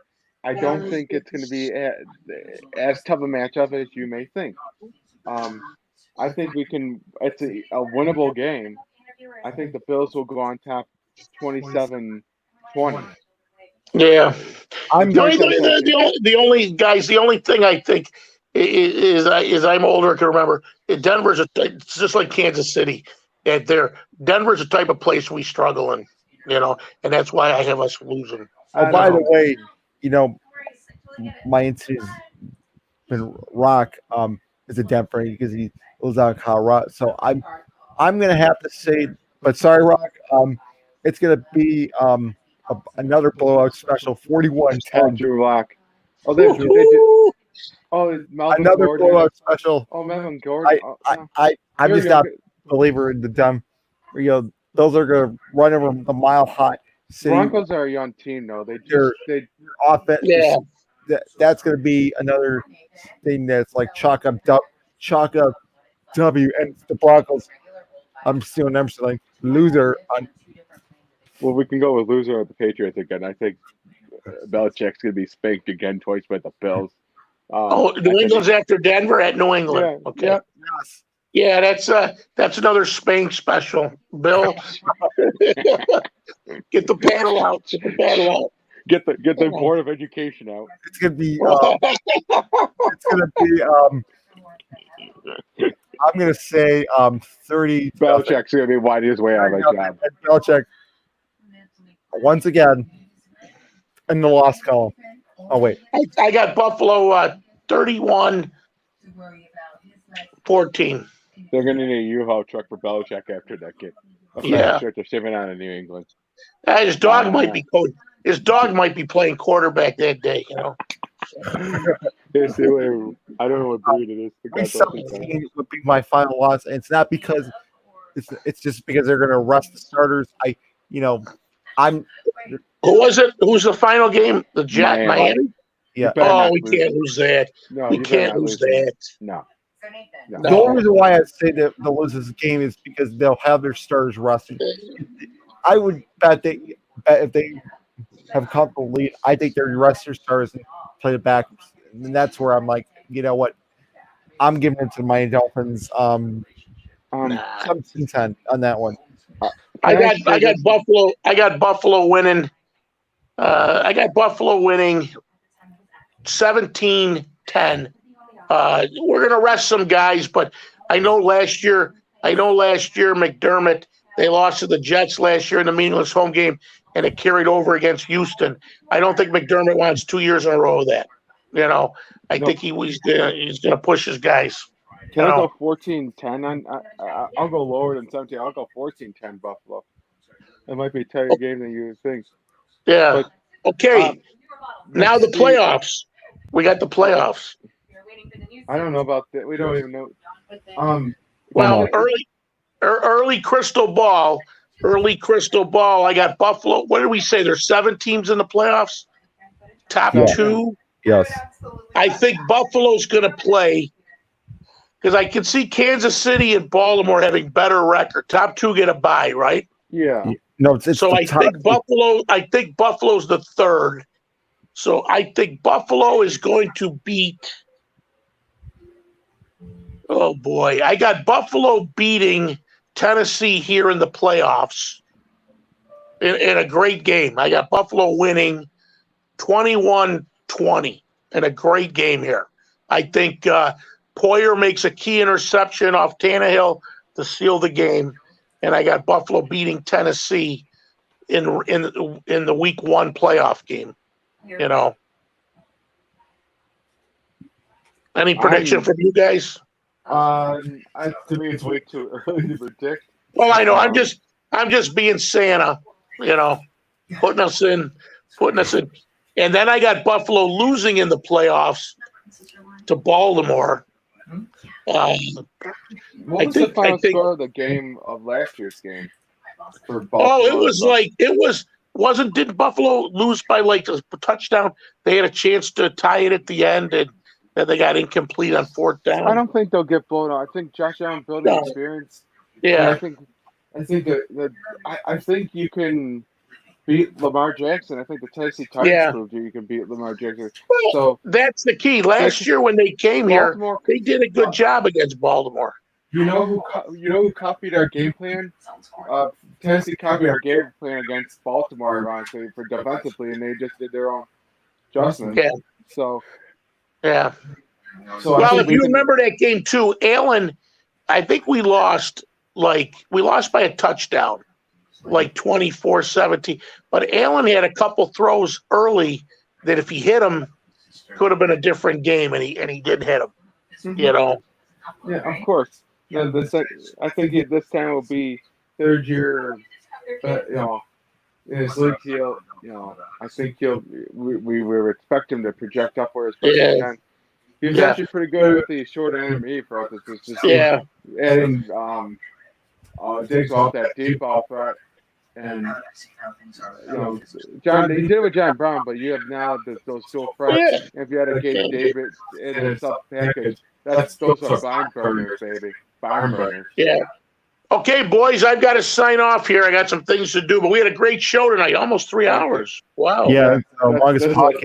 This is the first for us doing a close to 3-hour show. Oh, it was a good show. It was a lot of talk. We didn't have an agenda. We did our trivia. No. And congratulations on a great match there. And we had fun talking Sabres, Bills, So let's just hope our predictions come right again. So let's hope all right, so. boys. We'll talk to you later. Sign off. Good night. Night, everybody.